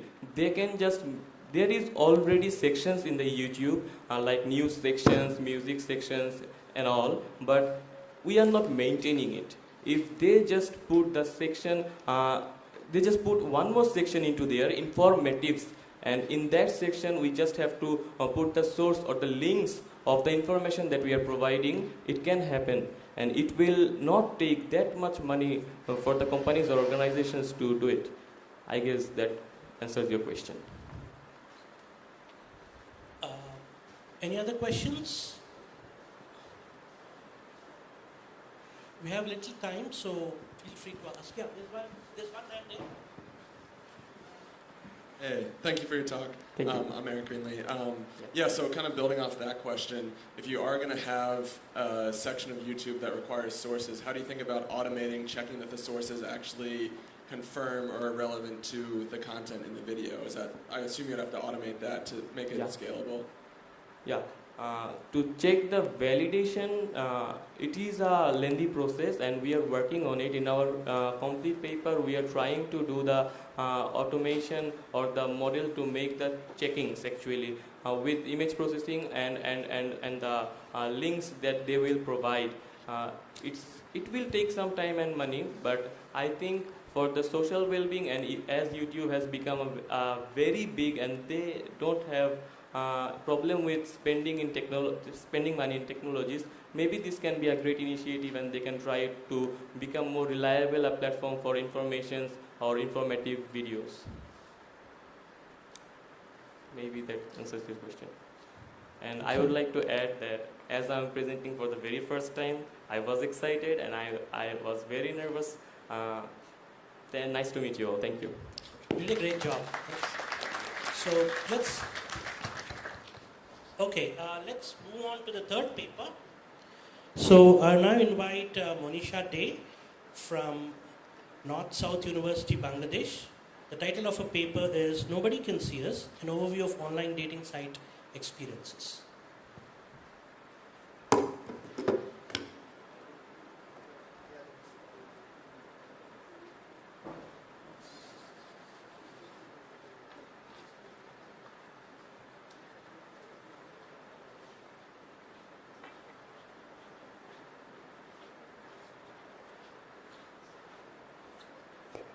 Hello everyone, I am Monisha Dey from North South University and my paper title is Nobody Can See Us.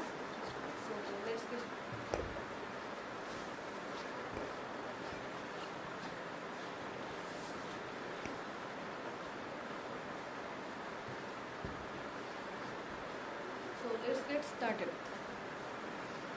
So in here, young adults' online presence increased significantly during the COVID-19 pandemic, and after this increase of using the online platforms, young adults sometimes feel isolation, anxiety and depression.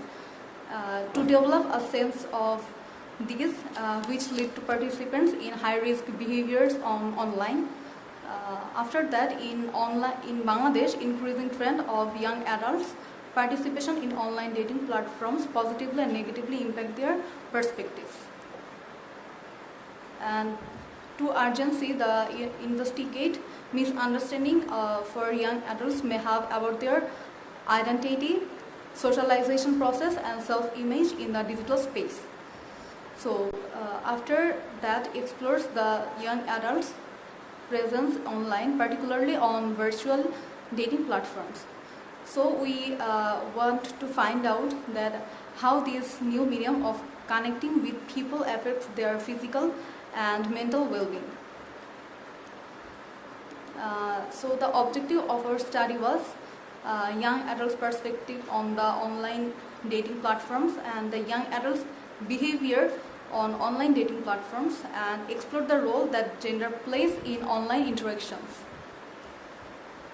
So we actually use the framework of critical theory, and we actually choose participants which were between 18 to 25 age, and the total participants were 33 participants from Dhaka city. So the recruitment process was in snowball technique, as in our country using dating app is still now a taboo, and the participants are from the urban area and their age, and there are 19 female and 40 male participants. And we actually did the one-to-one in-depth interview with the participants, and their age was from 18 to 25, and the questionnaire was the same structure, and the study was conducted in the location the participants are suggested.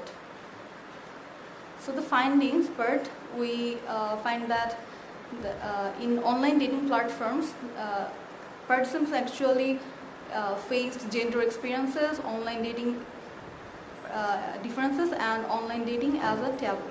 So in gendered experiences, self-esteem and self-confidence they feel, and some also feel that they face some abusive language, and some also have direct threat through online dating platforms.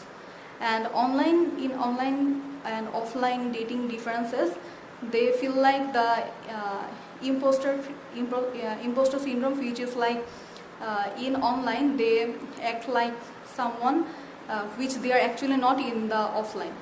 And in online dating as a taboo culture, their personal preference against actually the app and the cultural consideration also. In gender experiences, the self-esteem and social confidence aspects play a critical role in shaping one's online experiences. And women are often seen as object of desire, fulfilling a role that may be restrictive and objectifying. So here are some quotes from the respondent, which is gendered experiences. And in here, online versus offline dating differences. So some dating apps are seen as a form of entertainment of some of the participants rather than to finding someone. And online dating is often embraced by individuals who find their offline social opportunities limited.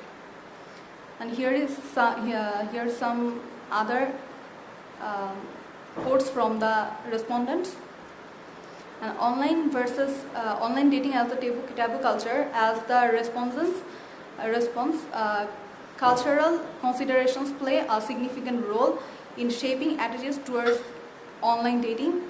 And parental disapproval of online dating is quite common in our country, as that is expressed by the respondents. And there is also another perception that individuals who turn to dating app are unable to find partners in real life. This view can carry a stigma as if online dating is a last resource for who actually don't have in their real life. And here are also some quotations from the respondents. Young adults' perspective on online dating platforms.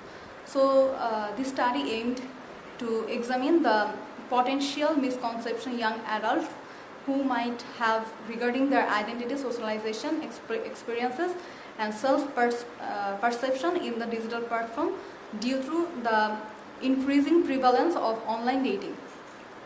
So while online dating has gained widespread acceptance in many parts of the world, cultural norms, personal preferences, and social expectations continue to shape the views of young adults. And like countless other countries worldwide, the interviews from Bangladesh turned to dating apps during the COVID-19 pandemic, when traditional socialization became extremely limited. And young adults' perspective in this here, role of gender is actually played a vital role in here. And in our country, online dating app is also not so much approval from the society. So people who actually using this app, some of them are not very comfortable to share it with their parents or with any others. And also some also said that in online dating they couldn't find the compatibility with their partners, so they prefer sometimes offline dating rather than online dating. So that's it from my part. Thank you. Thank you. Let's open the floor for questions.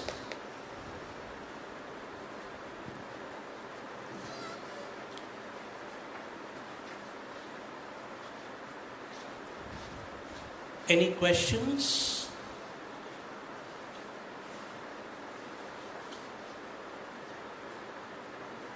Okay, I guess then we can end by giving her a round of applause. Thank you, Manisha. Let's move to the next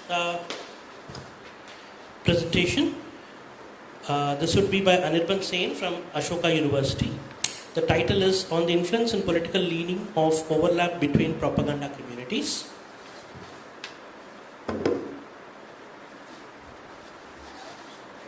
Hi, I hope you can hear me. Just a second.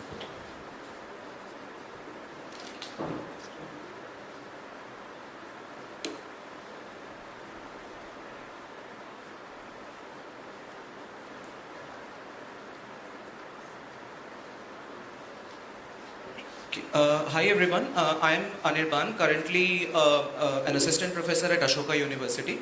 So this work I did during my postdoc at MSRI. So I worked with my colleagues Soumyashish, Soham and Joyajit. So I'm going to be speaking about the influence of political leaning on overlap between propaganda communities. So essentially we are studying how propaganda communities are coming together and how polarized these overlaps are. So if you look at that, the motivation is that if you look at that figure on the right, these are the retweet network diagrams of some of the events that we studied. And that red colored retweet network, that's one of the events. And then there's this small blue periphery that you can see, that's a small retweet network for another event. The point is that they are coming together and they are growing in size, right? So, and that's the yellow band that you see there. That yellow band is basically the band of users who are leading to that overlap. So what we are trying to understand is how polar are these users, like how politicized these users are. Primarily because a lot of researchers have already covered this point of post-truth impacting public opinion and that being a lot polar. So we are also trying to study if that the same thing happens in India or not in some cases. The data is Twitter data primarily, and we have considered 3 events for our study. So the first is men's right activism. So it advocates men's rights. Then there's Not My Chief Justice of India or hashtag Not My CJI. This was an event where people got a little angry with the CJI and there was a huge uproar because of his feminist standpoints. And finally, Boycott Bollywood, hashtag Boycott Bollywood. So this is a long-standing movement where people call bans to certain Bollywood or Hindi film movies, or people ask for banning certain actors and actresses. The commonality between all of these 3 events is that they all contain significant amount of propagandist messaging. The first 2, they contain a lot of misogynistic content. The last one contains content which demeans certain religions. But how propagandist are they? That's the question, right? So we used qualitative analysis for that purpose. 3 annotators annotated a set of tweets on propaganda versus non-propaganda. And it's a subjective definition, I agree, but this is primarily hate propaganda. So we call a tweet propagandist if it contains one of the 18 propaganda features defined by Martineau and others. So this is previous work I've cited at the bottom of the slide. Or if the tweet vilified a particular group or a particular individual negatively projected. And sorry for using the word or, it's and. So both of these features, if present, we call the tweet propagandist. And we see that for all of these 3 events, MRA, CJI, BB, MRA is men's right activism, CJI is Not My CJI. So all of these are significantly propagandist in nature. More than 65% of the tweets are propagandist, right? According to this definition. Now coming to the method, so tweet collection is pretty standard. At that time it was pretty easy to collect these tweets. Twitter V2 API we used. Using a hashtag based approach we collected the tweets. Then we identified the core users. So who are core users? Core users are the popular users, and here popularity is measured in terms of retweets received. So if we consider the top 1 percentile of the users in terms of the retweets they receive, those are the core users. And finally, from these core users, we identify who are the bridge users among them. So these, if you remember that yellow band I had shown you, so those are the bridge users who lead to the overlap between communities. How do we identify these bridge users?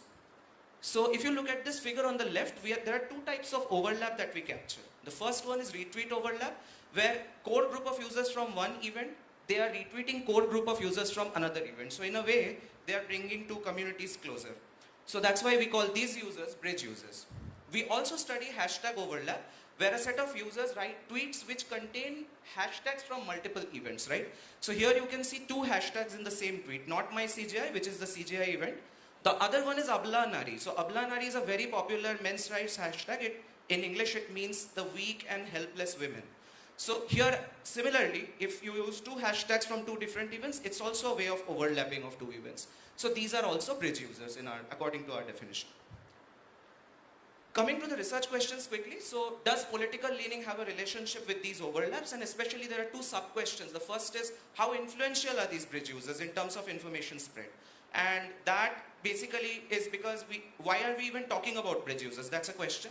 The second is, what is the political leaning of these bridge users, if we can identify that? So I'm not going to the details of this, but we ran influence maximization on every retweet network pair. So there are 3 retweet network pairs, MRA CJI, CJI Boycott Bollywood, and Boycott Bollywood MRA. For all these retweet networks, what we did was we ran influence maximization, and we found that above 33% of the bridge users are influential. So this is not a small number, by the way. When you talk in terms of tens of thousands of users, this is a big number. Now coming to the second research question, which is political leaning of bridge users. We used first, so this is a multi-level approach we used. First we looked at the presence of a bridge user in Nivaduck, right? So Nivaduck is a data set of politicians. We found that for some we could find, but most politicians don't indulge in this kind of thing, right? So we didn't find many bridge users who were politicians. But we did find some bridge users whose tweet text was political in nature, using a lexicon-based approach. But again, partial results were obtained. Finally, we used their friendship networks. We looked at who they follow and whether they are politicians or not. This resulted in some good results, and we could identify a proxy of political leaning for bridge users. But we didn't stop there. What we also did was we looked at their retweet network neighborhood. And using this two-hop approach, we first looked at the retweet network neighborhood, then their friends, right? And how many of them are political. So in a way, we were trying to study what does the neighborhood look like. So here we could find a majority alignment, again using Nivaduck, we could find that the retweet network neighborhood does show significant political leaning of some form. Coming to the results, I'll skip this in the interest of time because the content characteristics, the tweet content did not reveal much. They were pretty neutral in nature and very relevant to the event. But what we did find, if you look at that triplet at the top, those are the users retweeting the bridges, the bridge users themselves, and the users retweeted by the bridges. And for each of these sets, if you find the political leaning and you look at the percentage of those triplets, there are two findings.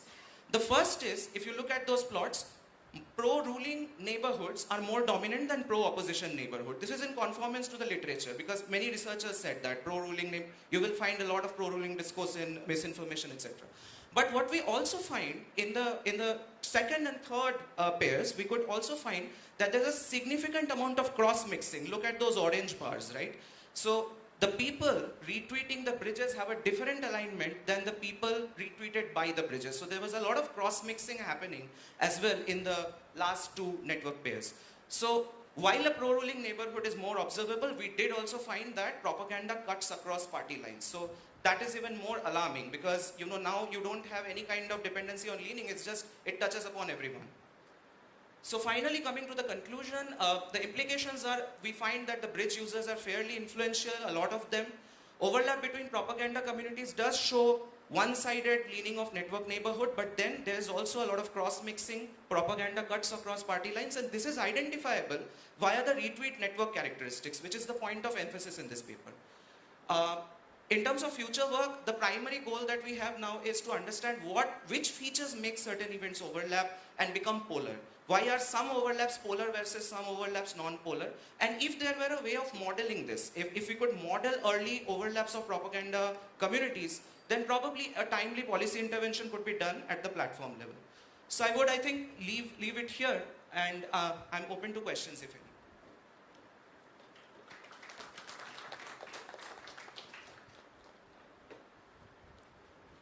So, anyone? Any questions? Yeah, there's one right here. So, great work. One of the things to really keep in mind when you look at this line of thought is cross-generalizability. So Sorry, I couldn't. cross generalizability. Cross generalizability. Yeah. So when you take 3 specific type examples and go into great detail, you identify certain patterns. Yeah. But to actually say that those types of patterns are representative of a much larger sample would be a much taller claim. I mean, it takes a lot of effort to understand this network Absolutely. and Absolutely. go Yeah. do cross inference and so on. But to sort of gravitate this to the next level of work, if you can actually go into a deeper analysis with a much, so rather than taking 3, if you literally take 1,000, 10,000, and you are able to identify a common subnetwork that starts to have like a strong prevalence, you can Yeah. actually categorize behavior at a much finer granularity. Yeah. At that level. Yeah. And I would encourage you to think at that level using sort of automated learning techniques and then sampling a very small set and going really deep and doing a qualitative analysis on the sub-selected sample. So just a comment and not a question. Yeah, yeah, So, absolutely. yeah. Feedback taken. And also, this is something I skipped in the interest of time, but that is absolutely true. Like, generalizing this is hard. That's the problem that we want to solve eventually. So, we are trying to include more and more events in this pipeline. And probably trying to also look for a better method, like you mentioned, that, you know, if there were a way of automated analysis of this and one particular subnetwork which has a influence on all of them, which comes as prominent. So, we are trying to do all of that. So, that's okay. Yeah. Any other questions, comments, feedback?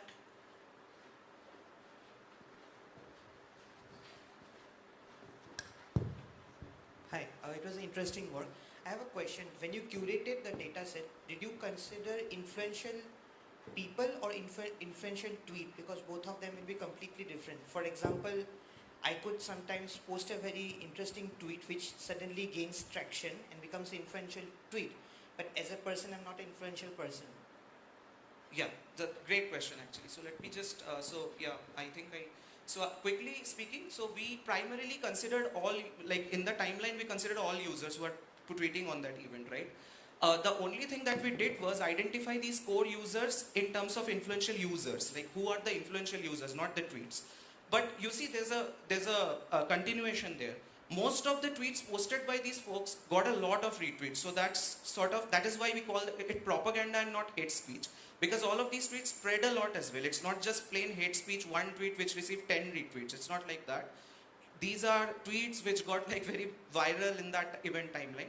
So eventually we reached that goal which you are talking about. But great question. Yeah. Thanks. Hi. Can you see me? Yeah. How do you identify the political leaning of a user? Like when you Yeah, so just, I'm sorry if I missed that, I could not explain it properly. So first was trying to look at whether the person was a politician or not. We didn't find any, honestly. Then we looked at the tweet text and looked at how many of those words or unigrams or bigrams are political in nature. And finally, we also looked at their friendship networks. So again, how many of their friends are politicians, basically. Again, it's a proxy, like I'm telling you. It's not an exact representation, but yeah, that's the best we could do with this. And then we looked at the retweet network characteristics as well. So in a way, this is a 4-level approach that we took to sort of identify the political leaning.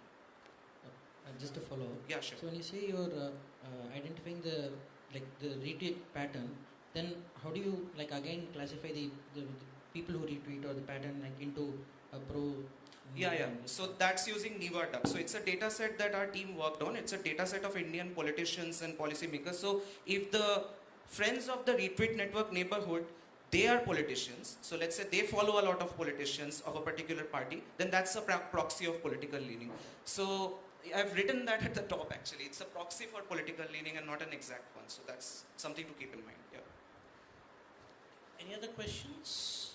We have time for one last question. One quick last question, comment, feedback. Okay, so I guess we can close the talk. A round of applause for Anirban. Thank you so much. we have just one video presentation that I'll play. It's for 3 minutes. Can anyone kind of... can anyone help me kind of please play the 4th film? So this is a presentation by Anirudh Tagat, Net Loss, an econometric method to measure the impact of internet shutdowns. Hi everyone, my name is Anirudh and I'm formerly the in-resident economist at the Internet Society. This is joint work with Amrish Fakir at ISOC and also Hannah Academy. And today I'm going to be talking about our paper, Net Loss, the economic impact of internet shutdowns. So a definition of an internet shutdown is really something that is government ordered instruction that aims to intentionally block access to the internet or to parts of the internet. And there's been a lot of research that's been done on internet shutdowns from the censorship point of view. And there have been some studies that also talk about how when there's an internet shutdown, there's likely to be some downstream impacts on economic activity. This is especially the case when we talk about local economic activity, given the reliance of local economic activity on the internet. Here's a small snapshot of where internet shutdowns have been happening over the last 4 years and where they've increasingly been used. And you see a lot of that happening, especially in Southern and Central Asia. Now, a lot of the past work in this area talks about economic impacts from a very broad that typically uses a formula or some other sort of simplification of the calculation to figure out what the economic impact of an internet shutdown might be. Now, we're going beyond that to try and develop and use an econometric methodology to really try and understand and pinpoint maybe what might be the associated economic impacts of internet shutdowns. And by doing this, we not only just focus on what causes or what is associated with an internet shutdown, but also what the downstream impacts of these internet shutdowns might be on a range of economic outcomes such as GDP, foreign direct investment, as well as employment. Now, the major challenge with doing this kind of analysis is that shutdowns don't happen randomly, so we need to use publicly available data and try to come up with a model that basically accounts for the fact that GDP and internet shutdowns might already be very closely related. So we rely on this two-stage instrumental variable approach. So our first stage is essentially predicting internet shutdowns as a function of shutdowns that have happened in the past, as well as the government capacity to implement shutdowns, a range of conflict events that might occur simultaneously with internet shutdowns, as well as elections. And what we find is that the previous internet shutdowns are really the ones that are highly associated with future internet shutdowns, as well as shutdown capacity. We use this risk to then talk about how it impacts in GDP and other sort of associated economic outcomes. And we find that even one additional day of the internet shutdown is associated with a small decrease and a decline in GDP. And the likelihood, just the risk of a shutdown taking place in a country is actually associated with increasing unemployment, both for males as well as females. We have some future work planned, and we'd love to talk more about this. So do write back to us, and we refer you to our papers in case you have any further questions or concerns. Thank you so much. Hi, everyone. Okay, so this was the fourth and the last presentation of the session. So we'll be now breaking for 15 minutes before the last paper session. So feel free to kind of get some coffee or tea. Also, please make sure that if you want to engage with the presenters or the people who have done this research, please feel free to engage with them on the Slack channels that have been opened up. Thank you very much for engaging conversations, and good luck for all the presenters. Thank you.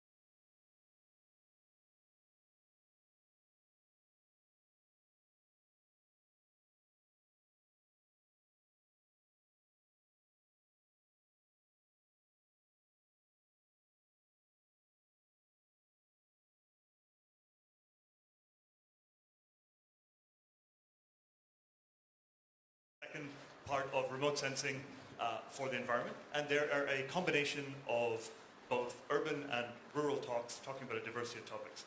So what we'll do is we'll just begin with a 3-minute video first to get us going, and then we'll have 6 speakers, and they'll each have 10 minutes each, and do queue up questions and make sure that we have a robust set of discussions to follow each of their talks. So why don't we begin, first of all, with a remote talk about FluxNet.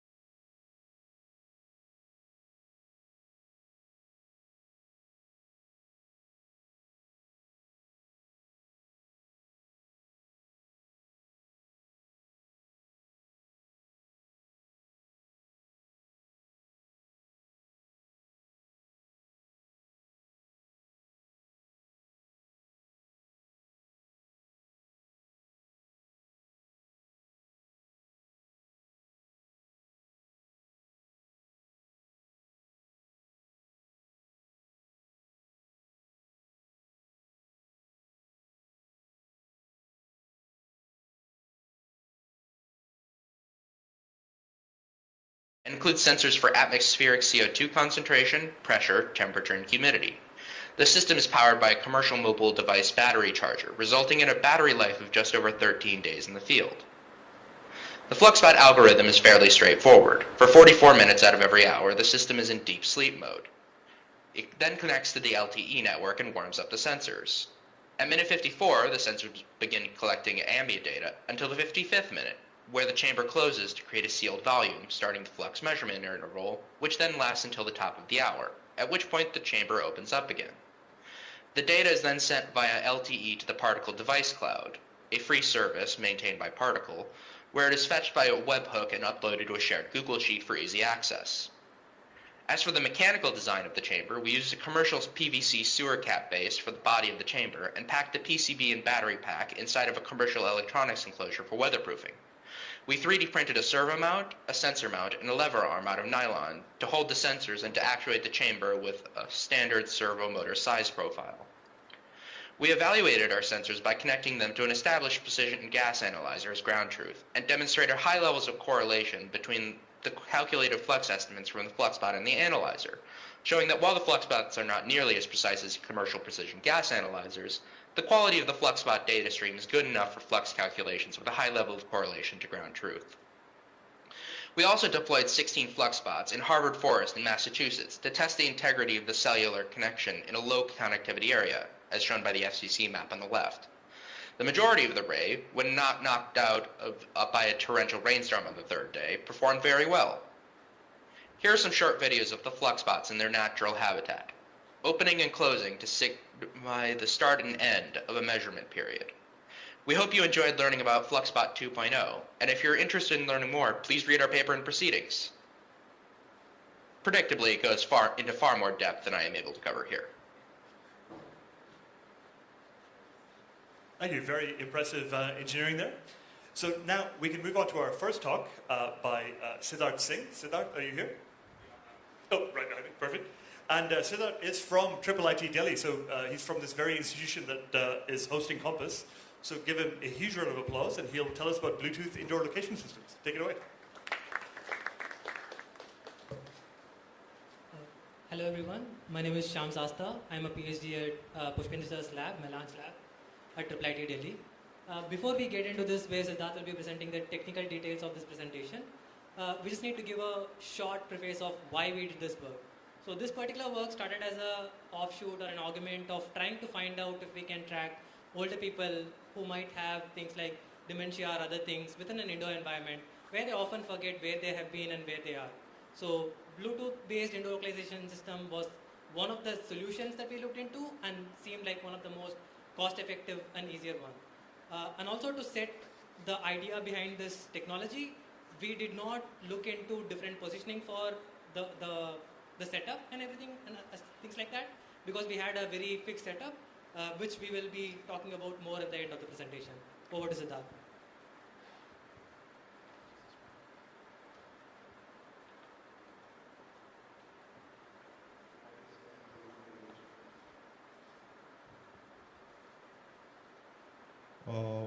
What is indoor localization?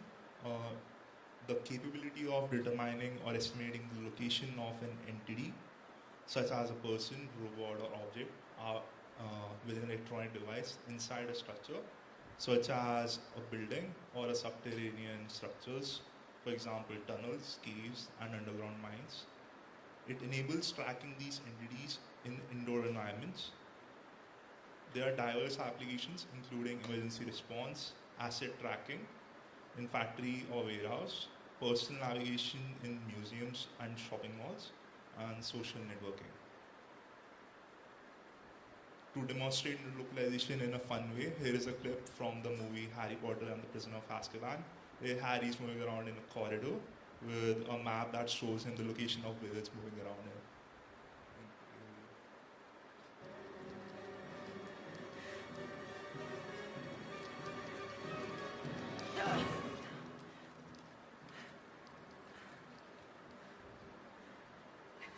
Watch it there, boy. We're trying to sleep here. Yes, we are.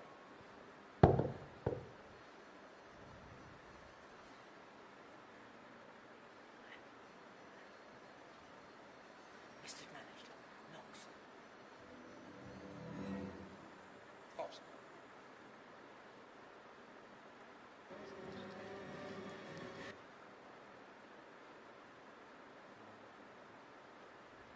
So the problem statement. Traditional localization systems often rely on a network of external sensors, making the setups cumbersome, expensive, and requiring significant calibration effort. The objective of this study to examine the capacity of a single Bluetooth low energy locator within an antenna array based on angle of arrival in terms of performance, efficiency, and latency in real-time indoor positioning. Demonstrate the capability of the Bluetooth AOS system in a real-world lab environment in the existence of many real-time interference variables through extensive experiments and ablation studies. Develop a highly accurate, resource-efficient, and sustainable indoor localization solution. Here's the hardware setup. This is our hardware for the locator array. So we use the BG22 dual polarized antenna array board, which comes with which is connected to Raspberry Pi for in network coprocessor mode, and we have a Bluetooth 5 CD asset tag for Bluetooth signal transmission. Here's the lab setup. So we have basically placed a locator on the ceiling at 3.6 meters high. We placed it as high as possible because we are getting the best readings better readings as the height increased.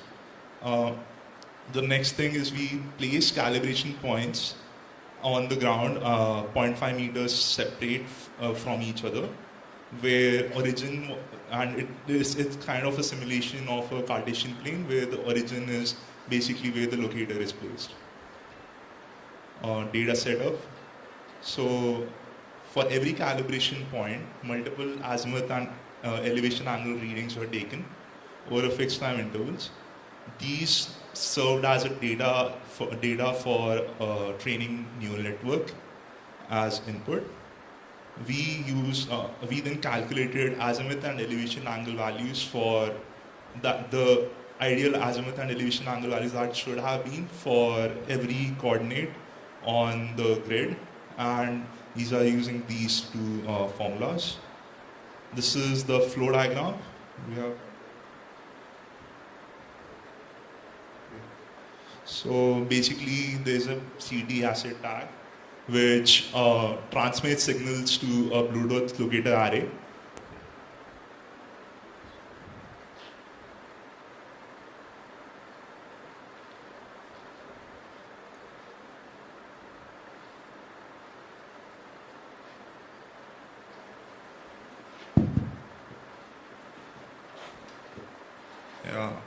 CD asset tag sends signals to Bluetooth locator array, which in network coprocessor mode computes azimuth and elevation angle values from the CD part of the signal, which is transmitted back to a mobile application over MQTT. Then this data is then rectified using the trained neural network, and the rectified values are used to position the user on a map in the application. So these are the neural network architectures we tried out, and the last one we use is similar to MobileNet v3 small architecture.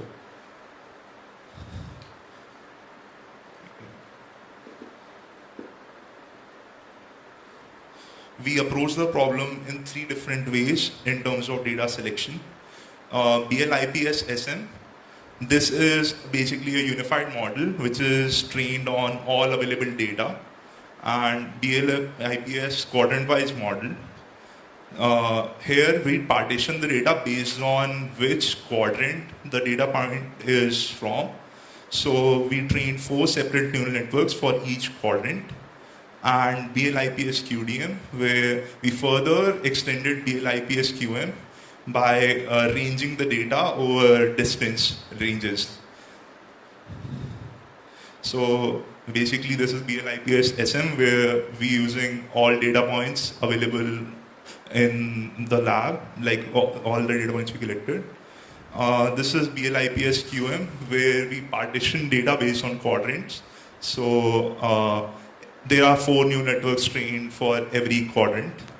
And this is QDM, we are further partitioning based on quadrant and the distance range from the locator.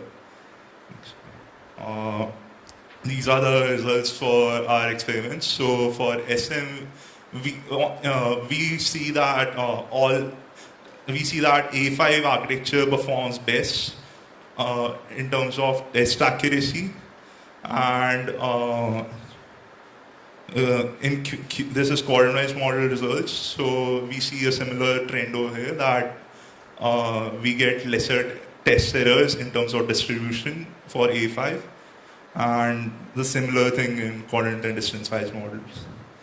And these are the results. So we see a significant difference between BLIPS SM and BLIPS QM, where the best model gave us about 0.2 meters accuracy test error for this SM model, and this reduces to 0.11 meters for QM model, and further fine-tuned to 0.09 meters for the QDM model.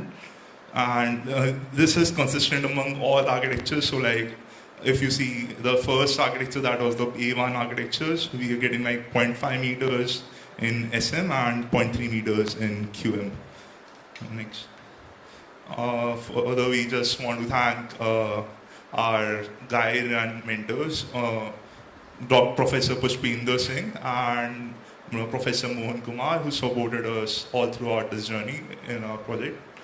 Over to Sastha.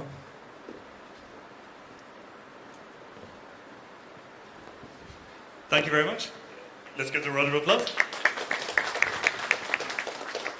Very magical, just like the Harry Potter. Does anyone have any questions? Hey, great talk. Can you comment on the scalability of trying to kind of change this to a new location? Like, would you have to retrain the model each time you put it in a new location? So basically we just tried in one particular setting. We have not actually transferred it to a different place. But when we did try it using, like say, in a different room, the natural elements in the room kind of disturbs the signal regardless of what kind of a signal it is. But in Bluetooth, it seemed that it's less prevalent compared to other signals like, let's say, Wi-Fi or RFID or things like that. We could see that, but we did not do extensive experiments on multiple settings, so we cannot comment on that.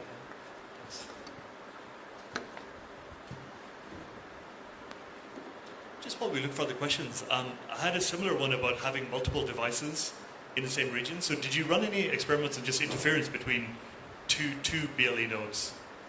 So having multiple trackers or multiple antenna arrays? So multiple trackers, because they'll be the ones transmitting, right? We did. So basically, these are very low powered.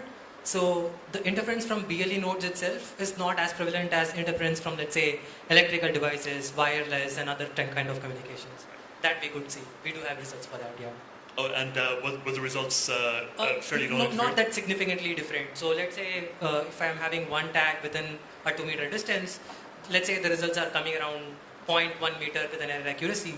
With two tags, it's like 0.12 instead of like 0.2 or 0.3. So even though it is affected, but it's not as affected as you would believe. And then you can turn on a microwave and see if everything goes wrong with the 2.4 gigahertz. It's always good fun. Now, if no one else has any questions, let's thank our speakers again for a wonderful talk.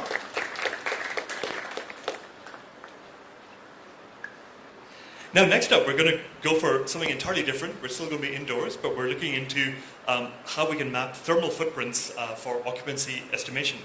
And the speaker, Soumya, is Soumya here? Oh, there you are. Hello. The speaker, Soumya, is from the Indian Institute of Science Education and Research in Bhopal. So let's greet Soumya and look forward to the talk.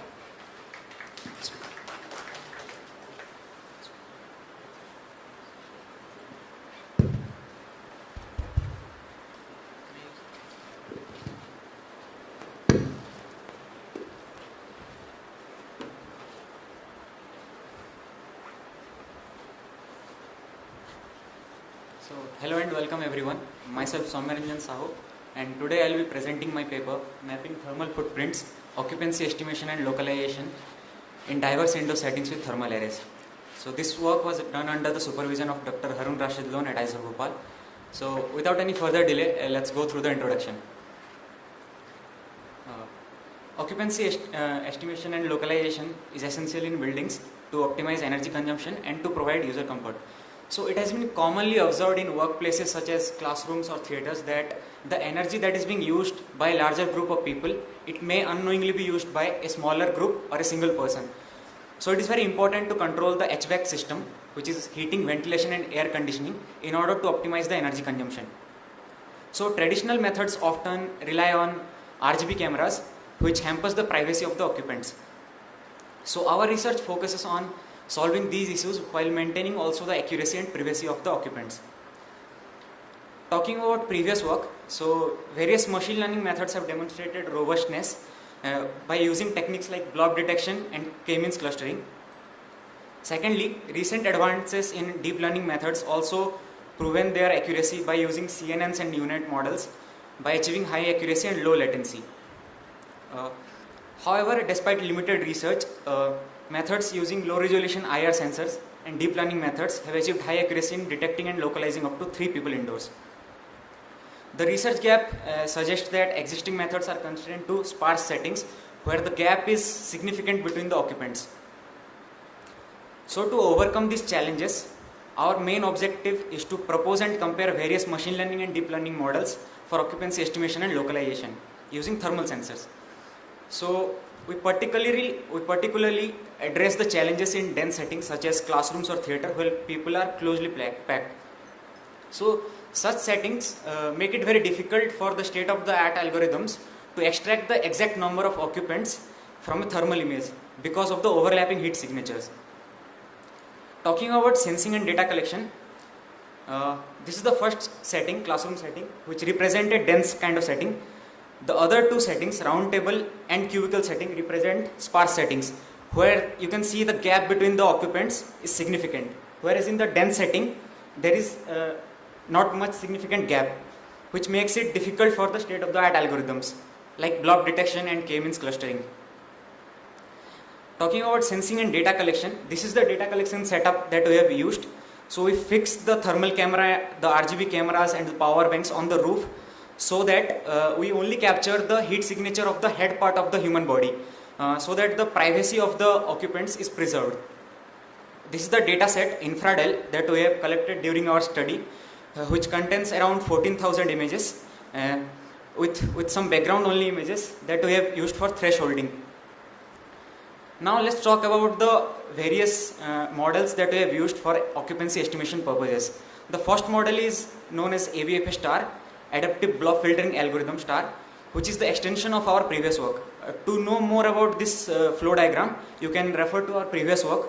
Right now, I'll try to focus on the feature extraction part, where we build up on our previous work by adding some extra higher level features. So at the final stage, we have the classification, where we use random forest and neural network for occupancy estimation. And as you can see, these are the 5 steps involved in extracting the features. So on the right side, you can keep track of all the algorithms that we have used to detect occupants, to estimate the occupancy and localize the occupants. So to extract the higher level features, we are using gray level co-occurrence matrix known as GLCM matrix. So let me make you go through the difference between first level and second level features. So the difference is that basically in the second level features, we consider the correlation between 2 pixels, whereas in the first level feature, that feature is missing. So to understand better, you can take an example of how to extract the co-occurrence matrix with a brightness of 8 brightness levels. So with this example, let us look at 6,2, and we can see that 6,2 appear thrice, so their co-occurrence is basically 3. And we put 3 as an input into this matrix, 8 cross 8 matrix. So this is how we get the gray level co-occurrence matrix. After that, from this matrix, we extract the second level or higher level features. We extract 3 higher level features such as contrast, entropy and correlation. Contrast is basically the local variance between the pixels.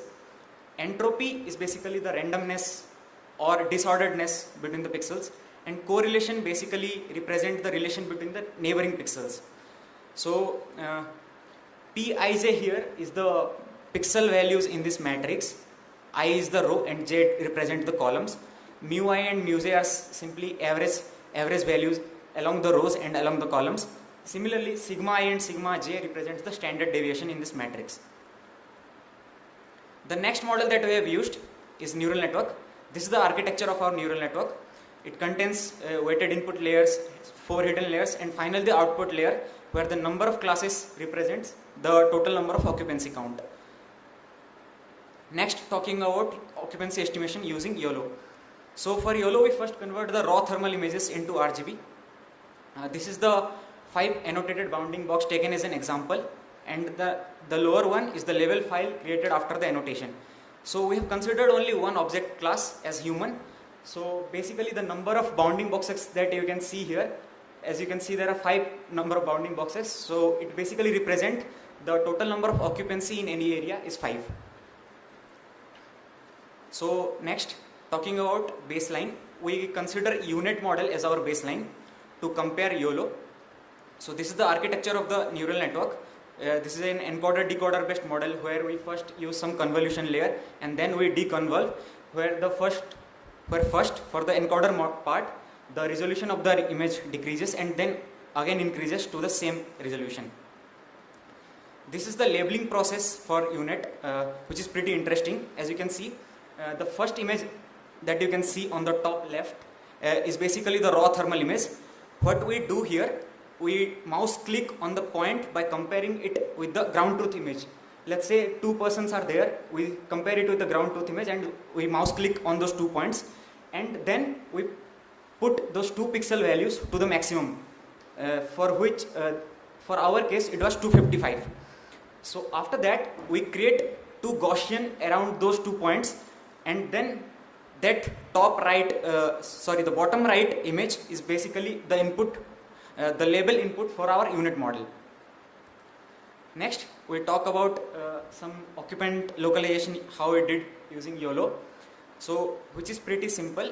So, after we get the bounding boxes using YOLO, we simply map that bounding box coordinates into our 2 occupants 4-zone lab space, as you can see. So, let's say 2 occupants are detected in those 2 places. So, what we can do here is basically we can divide that zone into 4 zones, and let's suppose there are 4 lights or 4 fans in those spaces. So 2 of these corner lights and fans can be switched off, and that's how we optimize the energy consumption. So to summarize our methodology, we use both machine learning and deep learning techniques. So we use adaptive block filtering algorithm, as we discussed, for feature extraction, followed by random forest and neural network for occupancy estimation. YOLO is used also for the occupancy estimation. UNIT is used as a baseline to compare the results with YOLO. Finally, we also use YOLO for occupant localization. Now let's talk about some results that we have achieved. The table represents the result for random forest and YOLO. As you can see here, RF and YOLO represent higher accuracy of around 97%, whereas neural networks show accuracy of 89%. However, a neural network model is very light, so in case of any computational difficulty, you can always choose neural network over random forest and YOLO. So as you can see here, YOLO predicts in a 15 occupant case perfectly with a confidence score of more than 90% for all of the occupants. The extreme right case that you can see here, where an occupant is detected on the edge successfully. However, as you can see on the video, this represents an occlusion case when 2 persons cross each other. However, the model predicts this as 1. So in the future work, we try to tackle this case. To sum up our results, so our methods find an improvement in accuracy by 10% with up to 97% in static scenarios by using AVFA star and YOLO. We also saw accurate localization of occupants in both dense and sparse setting using YOLO. So we also evaluated our model performance on an edge device, Raspberry Pi 4B, which confirms its feasibility and effectiveness. To conclude my presentation, we proposed and rigorously evaluated ML and DL models, and we also did occupant localization using YOLO, which adapts to diverse room settings. And finally, in the future, we try to do a more intricate evaluation to select optimal features, and where we will try to do model quantization to tackle the latency issues. That is all. Thank you. Thank you. A very impressive combination of machine learning and deep learning techniques. One question. Interesting work. I was wondering if you also tested the method in more unstructured settings where people are not sitting on like adjacent seats, if they're moving around and the gap can be very less, and what is the minimum distance between 2 people so that you can resolve them correctly? So like for unstructured setting, we basically tackle the dynamic case that you just saw in the third last slide. That is basically the unstructured setting where, let's suppose you are sitting in a classroom, so few of the students can move their chairs to go to a different place, or they just open their laptops, which can provide extra thermal heat signatures. So we successfully tackled those cases, and the model was able to overcome those extra heat signatures in those cases. Sorry, what was the second question? Distance, yeah. It was very minimal, like closely packed situation. So like 2 centimeter maybe, around that. And what question then? Okay, this may sound like a silly question, but when you were showing images of 2 people walking in the room, it reminded me a little bit the occlusion case. Yes. It reminded me a little bit of Conway's Game of Life. Sorry, what? Conway's Game of Life.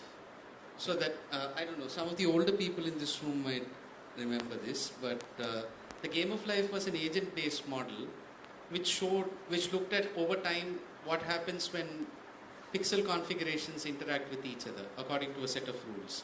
I'm wondering, like in your labeling process and in the training process, might something like that be a way to fast track training or adapt it better to this kind of a situation? It's just a thought. So I think the issue was like we did not have many more data set containing those dynamic cases. So it was difficult for us also to label those images. I think that's where the problem lies, where we plan to collect some extra data containing those dynamic cases and then properly train the model. But it's pretty difficult because the size of the blobs actually matter here. So when the two persons combine, their blob size is basically typically same as that of a single person. So that's where I think the model goes wrong.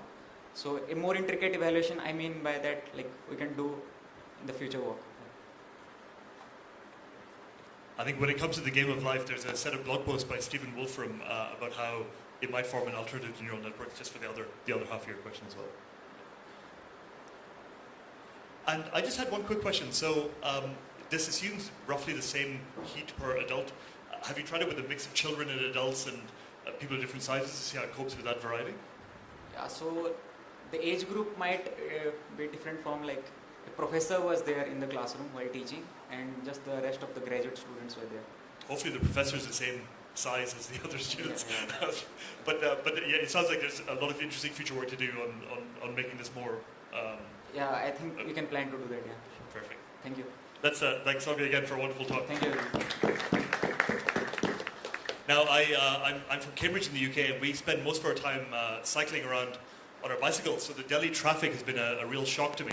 But luckily, this next talk will tell us how to fix this situation. So we're going to learn about how to get safer road traffic, and especially using deep learning towards this. And our speaker here, Durgesh, is from the DRDO Young Scientist Laboratory. And take it away, Durgesh, and tell us more about your work. Hello. Yep. Hi everyone, my name is, am I audible? Okay. My name is Durgesh Mishra, and I'll be presenting my work titled Towards Safer Roads, Deep Learning for Rash Driving Detection Using Smartphone Sensor Data. So the work was done at ICER Bhopal, at Cyril Lab. So what's the motivation? So according to WHO, over 1.3 million deaths are reported annually due to road traffic incidents, and 93% of these total accidents are from low and middle income countries. So according to NCRB, which is National Crime Records Bureau India, major causes of these accidents in India are due to poor driving skills and negligent driving behavior. So there is a dire need to develop a system which tackles this problem, and not only just tackle this problem, which should be scalable and should maintain the privacy and also cost effective, particularly for Indian settings. So in the existing work, so there has been works using hardware based solutions and software based solutions. So in hardware based solutions, it generally involves around adding and modification in the existing architecture. Like for example, there was a work where they used electrodes on the steering wheel of a car to collect ECG sensor data to detect this for drowsiness detection of driver. But most of these solutions are costly and are not scalable. In software based solution, on the other hand, there are like camera based solutions where the solution tries to monitor the physiological behavior of the driver, sorry, my mistake, where it uses cameras and computer vision techniques to try to detect the physiological factors like tiredness and drowsiness. But these solutions, however, fail in low lighting conditions and also raise data related privacy concerns. So in user variable based solutions, usually variables like a smartwatch is used, where the data is collected using smartwatch and it's to infer the driver's driving state. However, there are additional costs involved in these cases. In smartphone based solutions, as smartphones are readily available and low cost, so we aim to tackle and use smartphone based solutions. There has been some work done. Most of the work are using manual features. Like these features may not generalize well, and the features captured are shallow. Also, when dealing with multiple sensor data, so in these cases, in high dimensional manual feature engineering, the features are shallow and may not generalize well. Also, there has been some work using deep learning, but they have limitations like window overlap redundancy and edge effects, which we'll talk about in our upcoming slides. So moving on, there are data sets publicly available, but they did not meet our ground truth. So we have collected data set of 5 common rash driving along with normal driving. The most of the data was collected at ICER Bhopal campus and Bhopal highway. So these are like these 5 patterns. So this is a common pattern, lane weaving, where a driver tries to do an overturn like a S shape. Lane serving, where the driver suddenly changes the lane. Hard braking, quick U-turn. Hard cornering, where with high speed a driver tries to take a turn in left or right, along with normal driving. So we'll just talk about the methodology to achieve our goal. So here is the flowchart of our system. So the data is collected using a smartphone sensor inside car. The collected data contains noise, so it needs pre-processing and filtering. Then the filtered data is passed on to our proposed adaptive time window algorithm, which with the output of our algorithm is then fed into feature extraction and ML model stage. Okay, so we'll just go on each of these in detail in each of these sections. So for data collection, we placed an Android smartphone inside a car to collect IMU sensor data.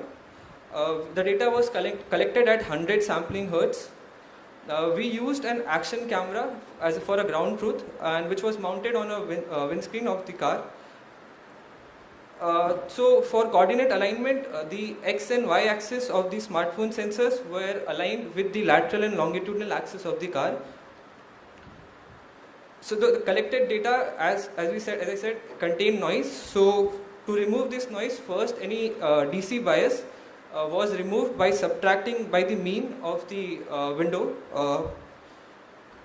Next, the accelerometer data contained high frequency noise. To remove those noise, we used 3 different filters. We compared moving average, Gaussian and Butterworth filter, and based on the results we went on with the Butterworth filter with a cutoff frequency of 1.3 Hz and filter order of 5.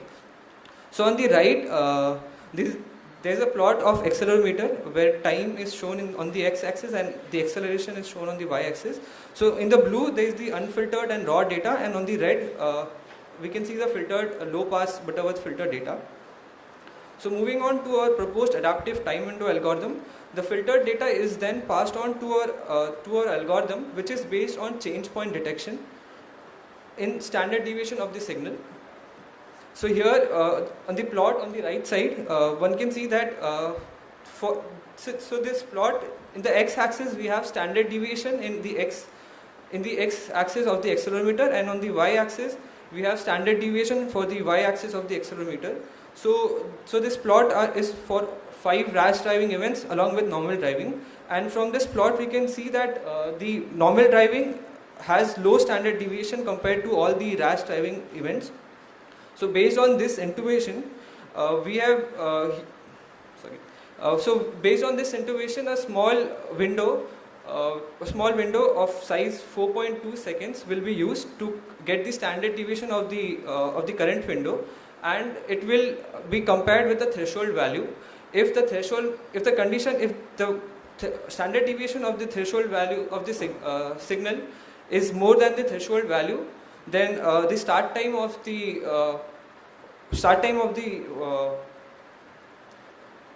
signal is noted, and the condition is checked until it breaks.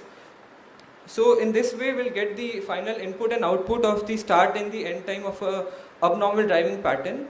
So our proposed adaptive time window algorithm completely eliminates window overlap redundancy and edge effects from the system. So by window overlap redundancy, I mean that there can be cases where, because the patterns are these 5 rash driving patterns are of varying length from 2 to 10 seconds. So based on that, there can be cases where the multiple patterns, a single pattern can span multiple windows, or a small pattern can occur at multiple windows. And also, if a pattern starts at the edge or near the boundaries, there can be biases and distortion. So our this adaptive time window algorithm completely eliminates these two cases from the system. Also, most of the driving data is way below the threshold value, so the system did not need to process all the entire data. Therefore, the system also reduces the computational time. The algorithm, reduces the computational time of the system. Moving on to feature extraction stage. So we have compared 17 statistical features like mean, median, mode, RMS, root mean square, energy of the signals, and others with 1D CNN based feature extraction method. So 1D CNN captures complex and non-linear relationships between the input and the output data. Here on the right, I've shown the plot for the top 10 features according to random forest model. So to compare these two methods, feature extraction method, we have used 3 different models: random forest, neural network, and 1D CNN based early and late level sensor fusion. So coming up on the results of our proposed adaptive time window algorithm. So on the left, the plot is for accelerometer with x and y axis shown in blue and red, and on the right, the plot is for gyroscope. The start and the end time of the pattern is shown by vertically dotted lines. So this is for lane viewing. So due to sign conventions, a lowest value in the left hand side plot, which will correspond to a highest value in the right side gyroscope plot due to namely sign conventions. So this plot is for lane viewing, this is for lane serving. So here there are two peaks, one peak and two troughs, So this is for hard braking. So there is no change in the gyroscope plot and also on the x-axis. This is for quick U-turn and this is for hard cornering. So now we'll come to the model performance. So here is the plot where 3 different models are compared on all of the rash driving events, and based on the number, the 1D CNN based feature extraction method has outperformed all of the models. This can be due to because 1D CNN based methods adapt to they capture the temporal local patterns and are very suitable for time series based data, like in this case signals. Also, random forest has performed particularly close to 1D CNN. This may be because the size of the data set is very small, and in random forest because we use the concept of bagging, where the rows and also the features are randomly sampled for each of the different decision tree models. So it's not prone to overfit on the data. So here we'll do a case study. So this is the 1 minute. Okay. So here we'll do the case study. So here the plot is for early level sensor fusion model architecture, where the data from multiple sensors are concatenated into a single unified vector and then passed on to the CNN blocks.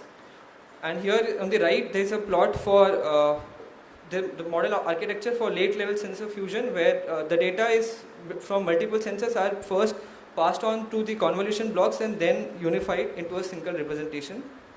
To see their differences, we'll see the plot at confusion matrix. So on the left side, for hard braking, true label, and 6th row, a 3rd column. So we can see the model is finding hard to differentiate between hard braking and lane serving pattern. This is because, based on a hypothesis, that the y-axis of hard braking is very similar to x-axis of lane serving. So the model is finding hard to differentiate between these two patterns. On the right, this plot is for this confusion matrix plot is for late level sensor fusion model architecture. So here we can see the model is able to differentiate properly. So based on these results, we conclude that late level sensor fusion improves the detection performance, and thus separate channel processing for each of the sensor is needed before concatenating it. So we have successfully developed efficient adaptive time window algorithm, which is based on change point detection, which completely eliminates window overlap, redundancy, and edge effects from the system. We have demonstrated the effectiveness of 1D CNN based feature extraction. We have highlighted the importance of sensor level fusions, namely early and late level sensor fusion. Also this, we released our dataset publicly. The link is given below. Thank you. Any questions? Yes, thanks, Sergey. One question over there.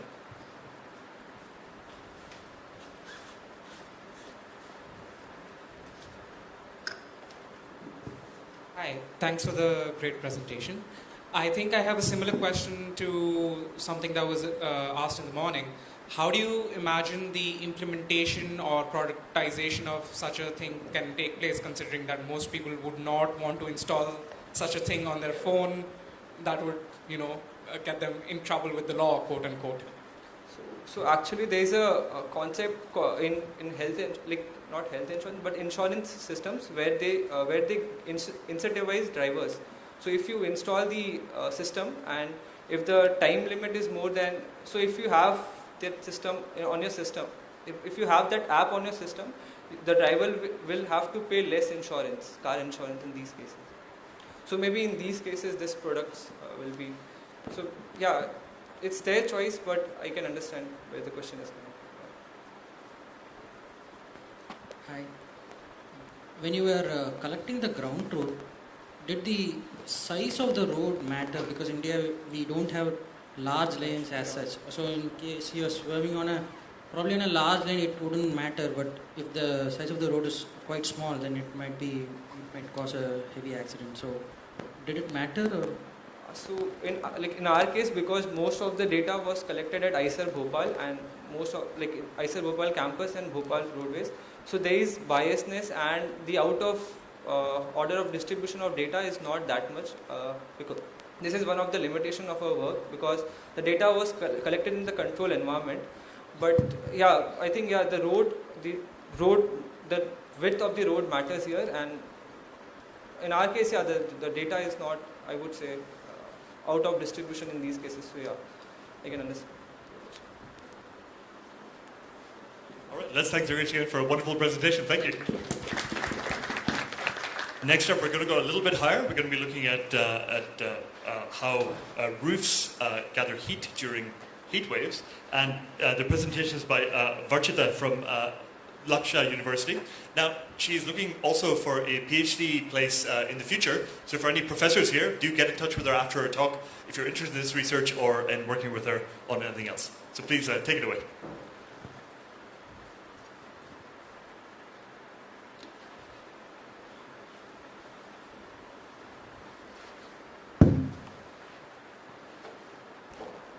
Hello. Yeah. I'm Varchita Lalwani. I work as a research fellow with Dr. Anupam Sopte at Laksha University. Today, I'm presenting our work, What's Up on the Roof, Tracking Cool Roofs in India with Satellite Imaging. I would like to start with a short story of a cool lady. Let's say we have a huge, busy hospital in an urban setting. And it is very busy all the time, a lot of patients and doctors are there.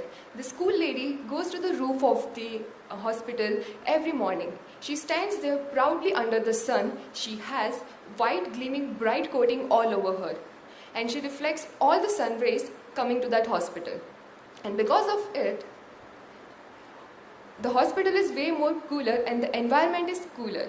But mistake not, her only effect is not to make the hospital cool, but to reduce the energy cost, because air conditionings will be needed less, and the cost saving can be used for other things in the hospital. Now, if everyone in the neighborhood is welcoming to this cool lady, then the urban heat island will be reduced and the whole environment will be much cooler.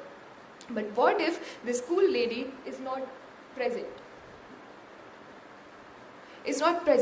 Then the sun will unmercifully reflect his rays to the hospital. According to a BCC article in March 2022, India experienced the hottest month in the past 122 years. So first task was to look for this cool lady, to detect the cool roofs. We started with different imagery, and these are some of the imageries we looked at. Maxar is 0.5 meter resolution, but it is very costly and it is not regularly updated. So we went with PlanetScope. For all other imageries, the results are in the paper. I will be discussing only for the PlanetScope imagery. These are the PlanetScope images for cool and non-cool roofs. This is the way they look to naked eyes. Then the next step was to extract buildings or the polygons or geometries. We started with SAM and SAMGeo. We gave the prompt like buildings, roofs, etc. But as you can see, background noise is also included and individual buildings are not getting captured. For us, Open Building Dataset by Google worked the best. Yes, it has a little bit of offset, but it can detect large buildings as well as small buildings. PlanetScope imagery is at 3 meter resolution. We have 3 types of dataset in our paper. So how this dataset was captured or extracted? So we looked for online articles or newspaper cuttings, and then we validated that by contacting to manufacturers. The first set is for the only single day imagery. To increase the size of the dataset, we extracted images for multiple days. For now, please focus on the lower pipeline. Using the open building geometries on the planet imagery, the building footprints will be extracted. Those building footprints are then passed to the feature extraction module and to the classification module, let's say MLP or random forest, etc. And finally, we'll have the classification binary into cool and non-cool. We have 8 bands in PlanetScope. In total, we extracted 132 statistical features. We tried different color spaces without PCA, with PCA and augmentation. The best results we obtained is on RGB Hyderabad dataset with augmentation and PCA. We achieved 97% F1 score. The augmentation included randomly swapping values between 2 vectors, Gaussian smoothing, random uniform noise, and randomly scaling of some features. Now, Floor and other researchers did this for NYC, I mean the cool roof implementation for NYC, and they used albedo extraction method. Albedo basically is the reflecting, how much a surface is able to reflect light back to the atmosphere. They used Landsat imagery. We used this method on our setting also. Landsat imagery is at 30 meter resolution. We extracted data for Hyderabad buildings, for Hyderabad city. Please focus on the upper pipeline. So now open building geometries are passed to Landsat imagery and the building footprints are extracted. So, but we have to do one more step here. The overlap between the planet imagery and the Landsat imagery should be 100%. Landsat is on lower resolution, so its 1 pixel can cover multiple buildings of planet imagery. And as it's a raster data, we can cut or trim the data. Hence, 100% overlap is needed. Then using Landsat imagery, calculate the albedo mentioned using the formula mentioned. In the regression task, input will be the PlanetScope imagery values and output will be the Landsat values. I mean the Landsat albedo values. Then we'll get the derived albedo for higher resolution data. And by applying some threshold, we can get the classification. But these results didn't surpass our classification model, hence we moved forward with our planet classification model. This is the feature analysis. The cumulative explained variance shows that 30 features, 30 principal components capture all the variance present in our dataset. The another graph shows rows as the 30 components and columns as all the 132 features present in the dataset. As you can see, there are highly correlated values between the high correlation is between features and principal components, and negative correlationship is the bluest areas. But there is no clear discrimination between the high correlation and low correlation, hence the classification is not that simple. Our dataset is a little bit biased towards smaller areas. The sizes of buildings vary from 1 pixel to like 30 to 40 pixels for all cool, non-cool regions across cities. We also introduced building cool quotient. We did this for 8 cities and we found that Chandigarh is the coolest and Chennai being the hottest. Building cool quotient is total number of cool buildings upon total buildings present in a city. We also present a dashboard. This dashboard works at 3 levels: city level, pin code level and individual building level. This is for the Hyderabad city. For every pin code you can see the density, how much cool that pin code is. Here bluest areas represent the coolest regions. Individual building information, that is whether this particular building is cool or non-cool, that can also be explored. We can also look into cooler regions. Here red regions, the red clusters are the coolest clusters. This dashboard can be helpful to policy makers. They can develop targeted strategies to reduce urban heat islands. They allocate resources efficiently to areas needing cool roofs. They can monitor the progress and impact of cool roof implementations. They identify patterns and trends for future urban development and environmental policies. I would like to thank Indorama Ventures and Dr. Anupam Sopti and Professor Vishal Garg for all the support. Thank you for listening to this presentation.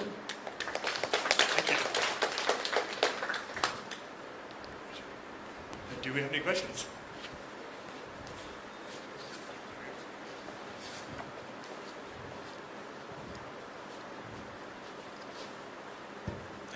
Thanks. Can you explain the ground truthing mechanism once again? That was not very clear. Yeah, so we looked into the newspapers and online articles which areas are done cooler in which cities, and then we contacted the manufacturers when this was done so we can extract the images around those dates. And is there a spatial correlation to cool roofs? Like if one roof is cooler, does the heat just get shed in surrounding regions? Sorry, come So again. is a cool roof generally surrounded by hotter roofs, or are areas shedding their heat So in different places? if one roof is cool, then it can affect the nearby temperature, yes. That's why cool roofs are people should do it. It can affect surroundings also. So is there a downside to cool roofs? Is there a downside? Why are they not being deployed everywhere? Just cost? I guess people are not that much aware, or maybe.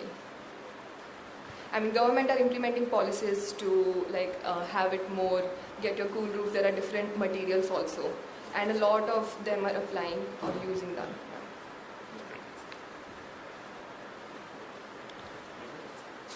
One question there.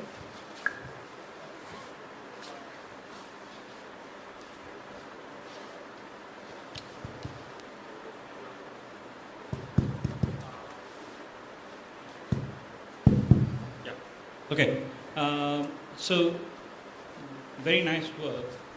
My question is, if you paint the top of a building just white in color, how much does that give you this as the same property as implementing a cool roof?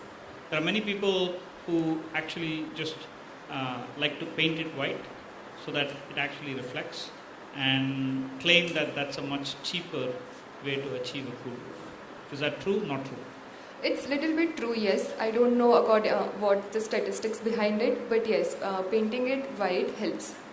It's not exactly in terms of all other materials, but it helps. Okay.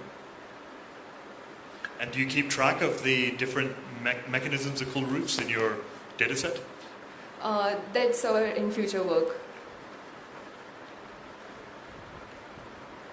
Is there no further questions? Let's thank you to the end. That was a great talk. Thank you. And now we're going to move on to Nilesh Kumar Sahu, who is heading up on stage from the Indian Institute of Science, Education and Research in Bhopal. And we're going to move on to looking into wearable technology insights and how they're applicable in situations of social anxiety. Take it away, please.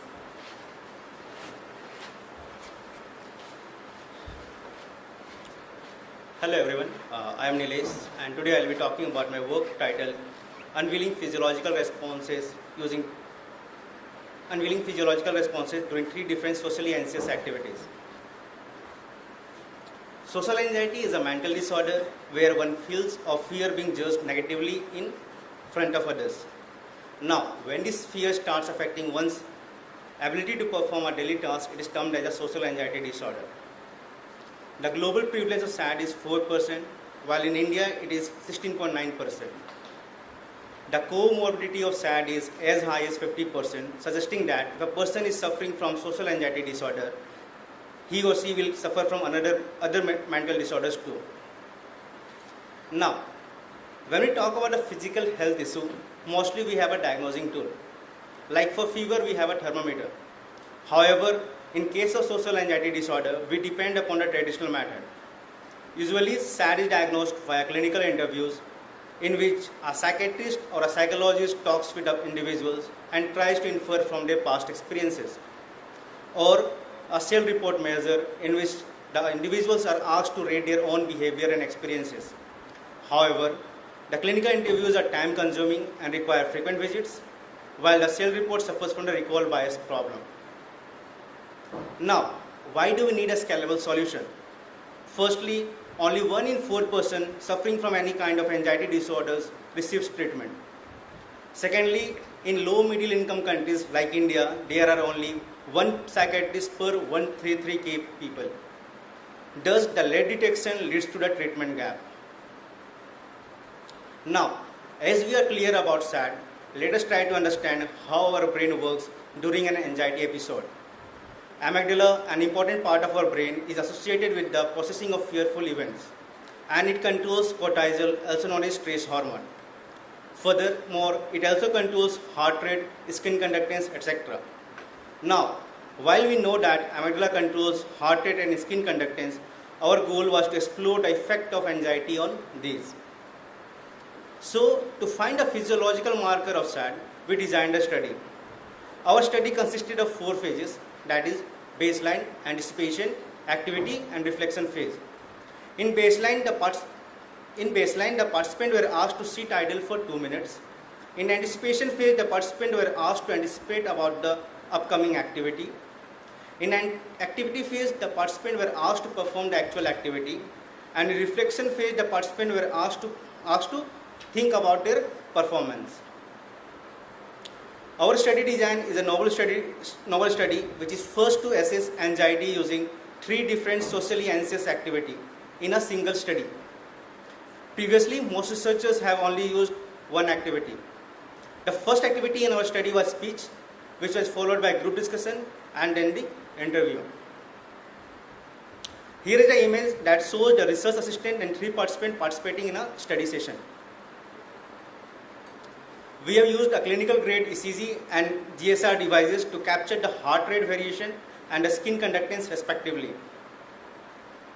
There were a total of 40 study sessions where each study session took around on average of 1.5 hours. 3 participants participated in a single study session. We also had a dummy participant in case a participant refused to take part in a study in the last minute. A total of 111 participants participated in the study. Further, after each study session, the collected census data were stored in the lab computer. The data collection went for 6 months from August 2022 to January 2023. Now, coming to the feature extraction. The raw ECG data were processed and the RR interval was calculated after detecting the R peak.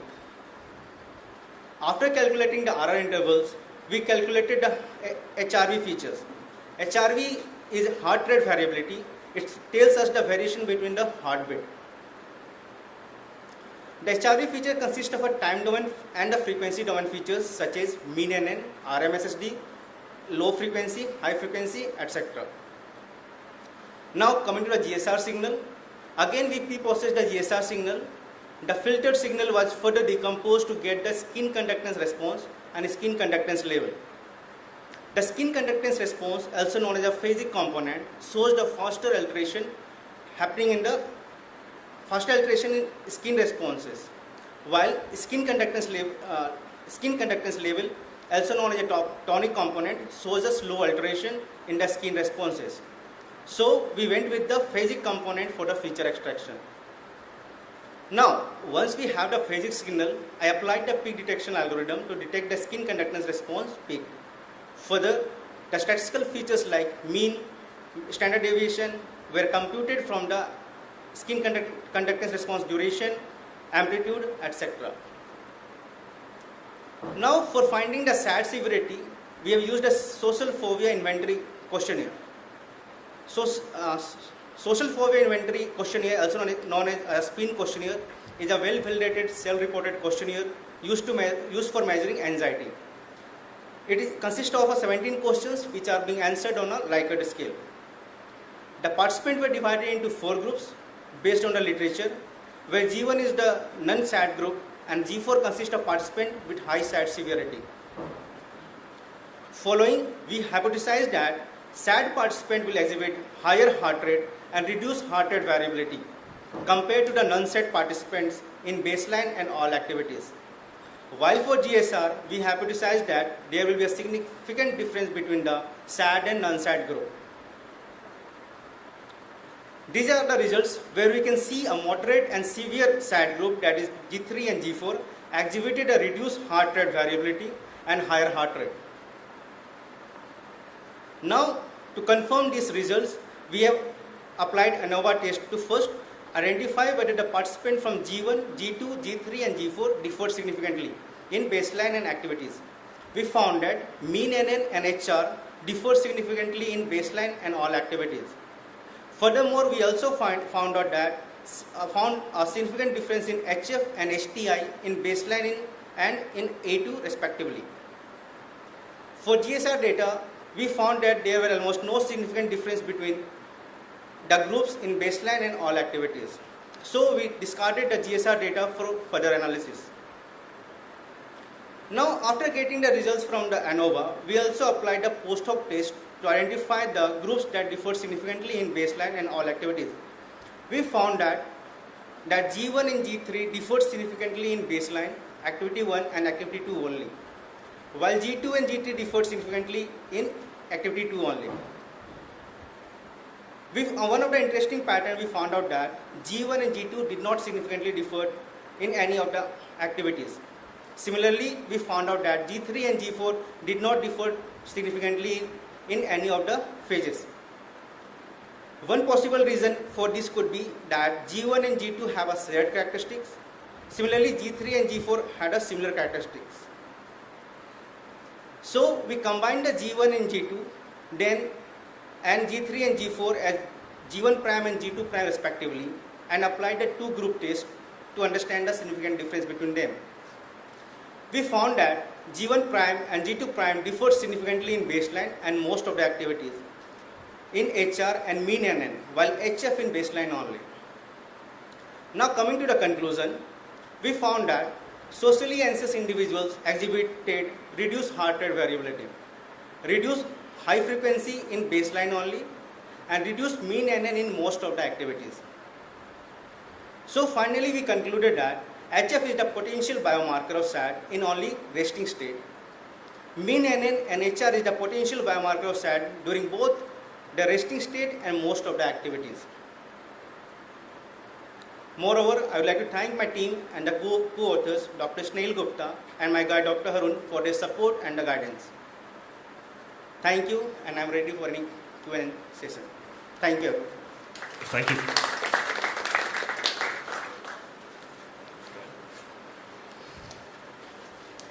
One question here and then one question over there. So very impressive study, very large sample size. I'm speaking from experience of similar kind of studies but in different domain. One, I've seen that the self-questionnaires are generally not very indicative of the actual disease, and sometimes you do need to talk to the psychiatrist or the doctors. Second, sorry, forgot about that.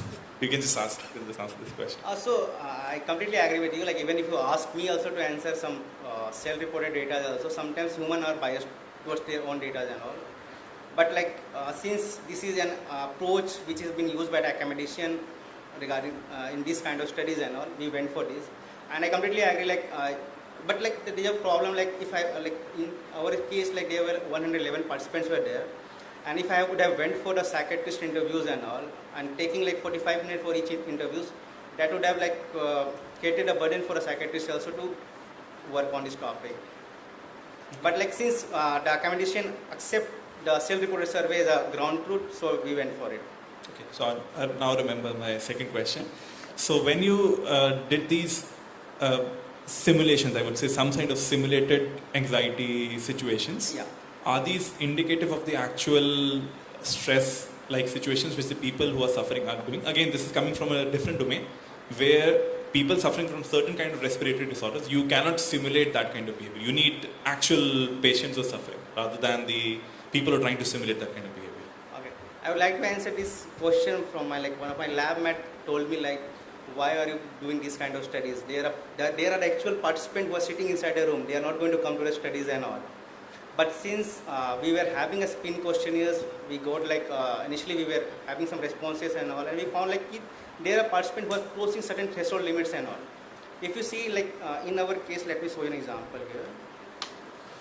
If you see the severe groups here, G4, they were just 12 participants were there, but we found out like in G3, that is a moderate severe participants and all, the number of participants were like good enough, so we have gone with the study. Hi. Great initiative. But I had few, not exactly concerns, but comments. So it kind of concerns with anxiety, like you mentioned, and there is a bit of diversity among the neurodivergent people. So I'm not sure about the research methodology where you're actually looking at the response of anxious people under a very overwhelming set of machines locked around their body. So probably the data sets that you will be capturing might be supporting your study, but I'm not sure if those kind of environments help studying people with anxiety. Secondly, it's a question like, how do you think of deploying a solution like this? Because people with anxiety, if they see or even get notified that they are being anxious, they'll be more anxious. So how do you see that scaling up? So that's a very good question. So basically we started with an ECG recordings right now, and like our goal was to plan for a study where we are going to use the PPG. PPG, like if you see like today's each and every smartwatch are being occupied with the PPG sensors and all. So our goal is to go into wild settings where the person will be wearing the PPG sensors and all, and in the background we will be collecting some self-reported data and all, and we will be having some different models for that. This study has been done, I completely agree, this study has been done in the controlled environment, and the wild environment is totally different. But since I wanted to start my work in the mental health with some control setting studies, so that step by step I can move towards the wild studies and all. What is the second question? How do you plan to deploy this solution? Like? For that only, like I'm saying, like once we have we are currently on the way in having some participants and all. So we have designed some apps and all, which is going to collect the data from your smartwatch, like ECG, that is a PPG data.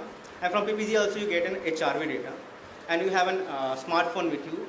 It is going to notify like whether you are having some anxiety problems or not.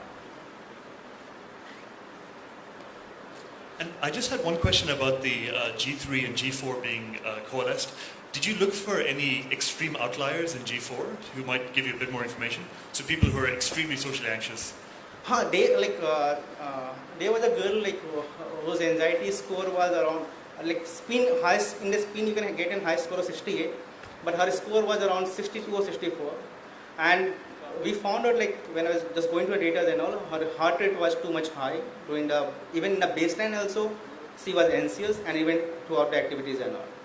One important thing like I want to mention, like which I haven't given in this presentation, but it has been given in the paper. Like in the second activity, when we say group discussion, what did we found out? Like people's like there were 3 people in a single session, and somehow like even if you have some kind of anxiety you were having, other 2 people were supporting them, and due to that, like in the self-reported data, what did we found? The number of people who were anxious in the activity 1 reduced significantly in activity 2. So let's thank Nilesh again for a wonderful talk. And don't forget forget that Dilish is looking for an internship as well, I believe. So if anyone has any opening in this field, please do get in touch with them directly afterwards. Thank you, everyone. And now for the last talk of Compass, so I need the biggest round of applause to welcome the speakers coming up here. We have Eric and Blaine from Georgia Institute of Technology in Northwestern, and they'll tell us about how to co-design climate sensors. So please do give them a round of applause, and look forward to this. Hey everyone, thanks for sticking around for our talk. We know that that's why you're here, because you're still here for the last talk. So, good afternoon. We're excited to share our findings from The Devil You Know, Barriers and Opportunities for Co-Designing Microclimate Sensors, a case study of Monomen. I'm Eric Greenlee. I'm a graduate student at Georgia Tech studying community-driven environmental sensing. And I'm Blaine Rothrock, a PhD student at Northwestern University studying embedded system interaction. And before we get started, we want to thank our co-authors, Hazley, Ellen, and Josiah, who are not here in person today. And let's go ahead and jump in. So our preliminary work is grounded in the conservation of Monomen, the indigenous Ojibwe word for wild rice, a species of rice which grows in the western Great Lakes region of North America, in shallow lakes that surround the lakes themselves. Monomen has served as a pillar of Ojibwe culture and a key source of substance for generations. However, in recent decades, Monomen has faced a number of issues relating to increased temperature, precipitation variation, competition from non-native species, and land use change for mining and residential development. As part of a Greater National Science Foundation grant, we work in a multidisciplinary team of indigenous knowledge holders, management institutions, and we work to co-develop tools that aid in the conservation of Monomen. Here you can see a Monomen rice bed in two different stages. So on the left we have the rice in a floating leaf stage, which is floating on the top of the water, which is really hard to see, the rice itself. And on the right here we have the emergent stage where the rice has started coming out of the water. Our long-term goal is to develop microclimate sensors which aid in hyper-localized conservation of wild rice, which is the focus of ongoing and future work. But before engaging fully with partners, we already had an idea of how we wanted to approach this implementation. We wanted a fully modularized and generalized platform for microclimate sensing. However, we quickly realized that this is an inappropriate approach as it's focused strictly on technology and is internalized to our own interests. Instead, we really wanted to focus on co-design, listening to partners who work with Monomen, and see where we can apply our technological expertise only when necessary. Additionally, it was up to us to do some due diligence to make sure that we understand the design space before proceeding. After all, the goal is to build a useful device for our partners for the conservation of Monomen and not specifically have technically novel contributions. So in this study, we sought to answer the following questions. We wanted to explore how ecological scientists are interacting with technology in the field today and what aspects they like or would like to change. How field ecologists are using data from microclimate sensors and how this technology of these sensors specifically limit or aid in their data analysis. And finally, under what conditions are computer science research projects translating into useful tools for field ecologists? So our methods, we conducted 11 semi-structured interviews with 13 participants across various fields in ecology. 10 of them were specifically focused and were doing some type of field work, while 3 were in more higher level managerial roles. We took these interviews with 2-stage coding, deductive and inductive coding. And additionally, Eric spent the summer up in the Great Lakes region, and we pulled vignettes from that experience to create our themes. So our contributions for this work include an enriched analysis of the microclimate sensor lifecycle, which provides a narrative for community-driven technical development, and a set of key themes and vignettes which outline considerations for computer science and co-designing microclimate sensors. So the first contribution is this in situ microclimate sensor lifecycle. We focus specifically on in situ microclimate sensors that are deployed independently of any wired infrastructure. This can include sensors that are wirelessly streaming data or passively collecting data on the device. And this is opposed to manual observation or remote sensing technology. The life cycle has 5 steps. The first being data need finding, where a problem is identified and often grounded in a need for policy change. Second, technology selection, where sensors are purchased or built for a specific problem. Our title, The Devil You Know, is a quote relating to this step in the life cycle. We found that many participants were choosing technology due to convenience, even if issues with that technology exist. They would rather stick with the devil they know rather than the devil they do not know, even when there are potential benefits to new technological solutions. Development. So these are tasks that happen before and during first placing these devices in the field. We found that many participants were running their own mock and test deployments and seeing different validation results than were offered with off-the-shelf devices. Maintenance, where devices are visited periodically for data collection, troubleshooting, or device collection. And finally, data analysis, where data from devices are collected and aggregated and turned into knowledge to support things like policy change. In this section of the life cycle, we saw interoperability was a significant problem, and a lot of participants had issues in integrating sensors from different places. I'll point you to the papers for some more findings related to the life cycle. I'm now going to pass it off to Eric to talk about interview and observation themes. Thanks, Blaine. So yeah, as Blaine was talking about, we can only cover a few of the observations here, but we encourage you to read the paper. We really intend this to be a guide or a tool for folks who are developing hardware that they want to translate into real-world impact to serve as a guide to them. So the first theme that we'll talk about is the cost of experience. So kind of expanding the scope of cost, not just talking about the cost of hardware or the cost of subscriptions, but the overall wraparound cost that the user experiences. And so one vignette that was really telling here is from deploying a Sputnik sensor, which you see in the top right. A partner had designed this sensor custom. He was kind of a hacker and had designed it to study wild rice. It collected temperature and humidity and would send data back over the wireless cellular network. And he was really happy with it. It was giving him great data, but he'd only deployed a handful of them. And so we started talking about, why hadn't he deployed more of these? They were pretty inexpensive. And it turns out that each one of these takes about 40 hours, so a full work week to create. And so the true cost of the sensor to him wasn't just the cost of the parts or the cost of the cellular subscription, but 40 hours of, a very experienced person. And so we think it's important to consider that when you're designing these systems. And then a quote from P6 that also illuminates this is, to go collect data myself requires $1,500 flight to Madagascar at minimum. Even for partners, that requires a multi-week expedition. It requires salary, stipends, food, housing, etc. to go out to these really remote locations. So just expanding the scope of what we're considering in cost here. The second theme is on technical requirements and trade-offs and just kind of figuring out what the design space truly is that our users are experiencing. A story here relates to a trail camera that we deployed with a partner, and so you can see the trail camera in the left. And so one day I went to deploy this trail camera with a partner. We took about an hour and a half, first by car and then by boat, so it was really cumbersome to get there, to deploy this trail camera out on a lake to look at water level and the wildlife that were in the area. And we did test it in the field. He pulled up his phone and was getting images streamed back over, again, the cellular network. And it looked like it was working, but then lo and behold, when we got back to his desk, we weren't receiving any more information.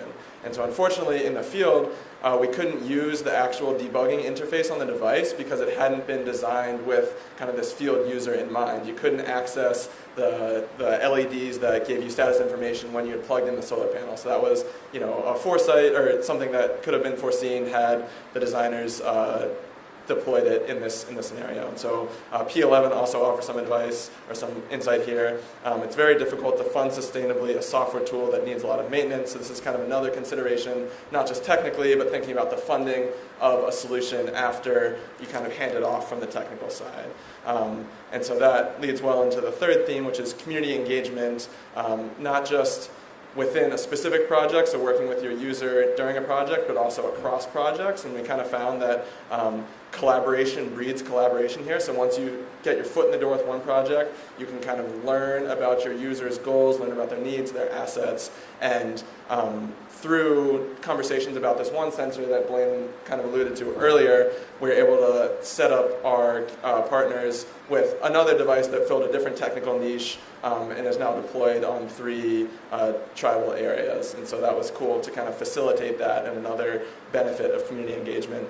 And then we think it's important not just to consider engagement from the designer to the user, but also between the users. And I know we've had a lot of talks about like communities of practice and how you get a community to use a certain technology.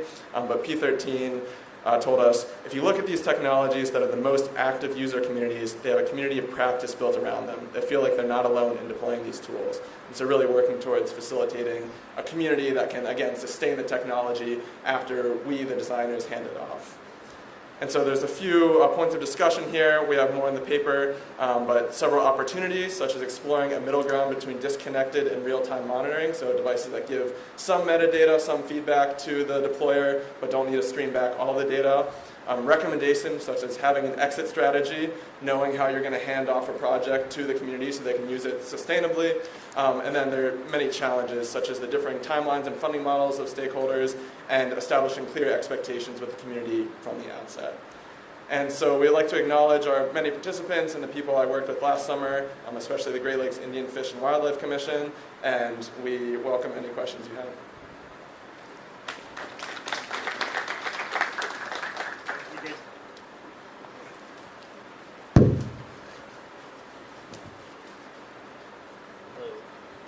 Hello.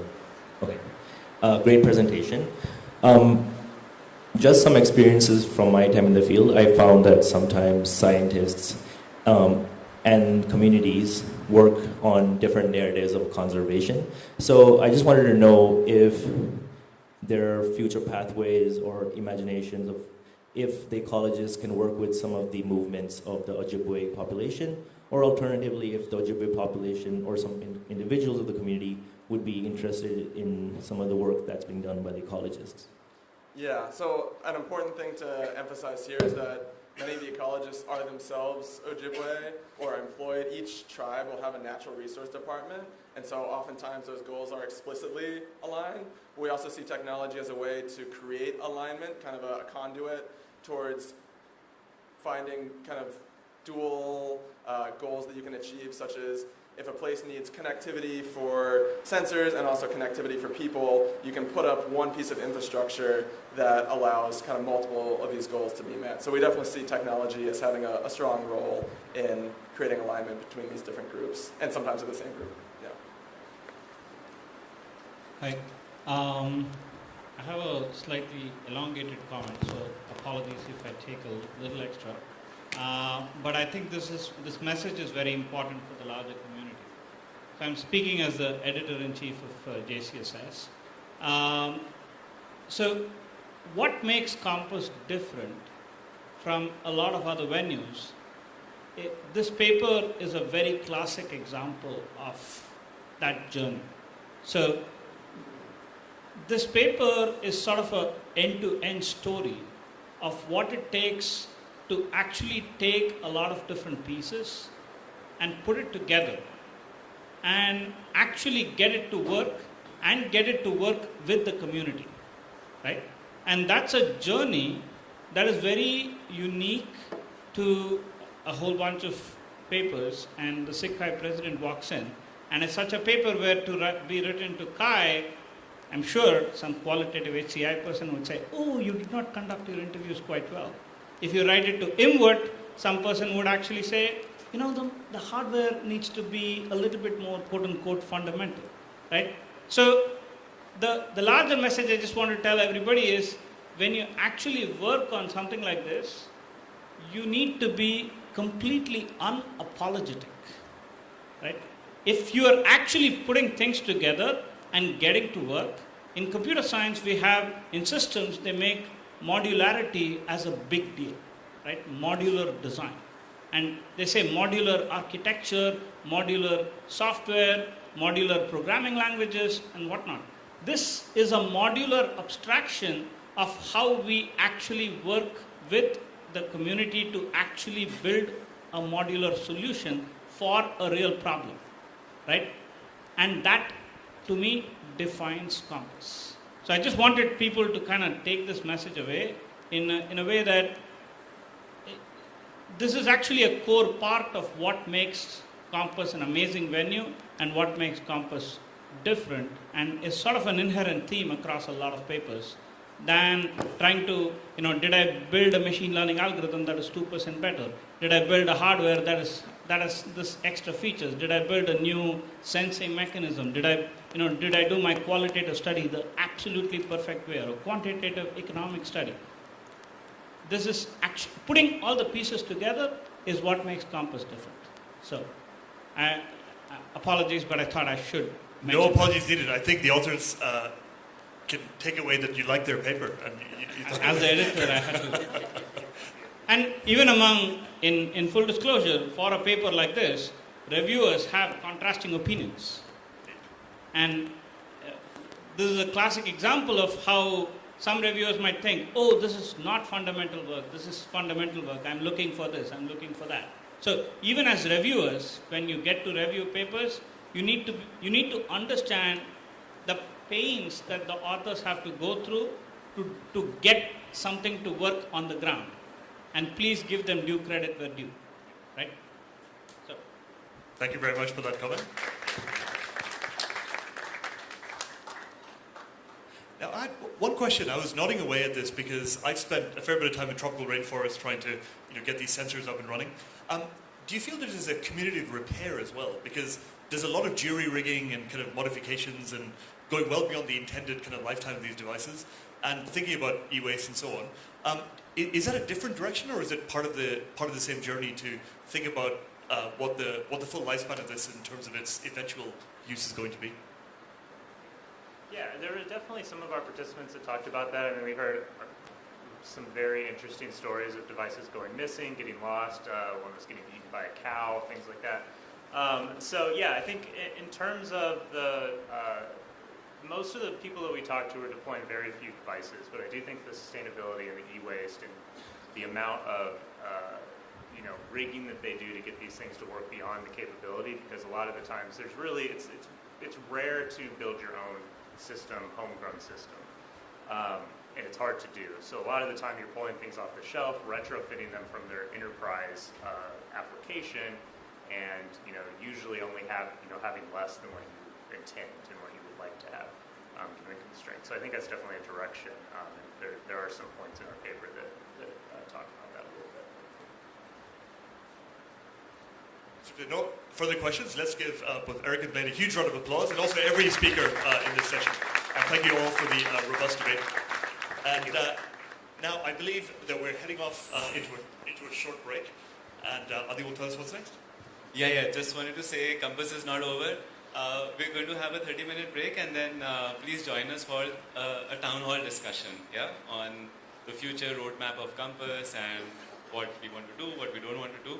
Yeah, so that'll be from 5 o'clock, 5 to 6.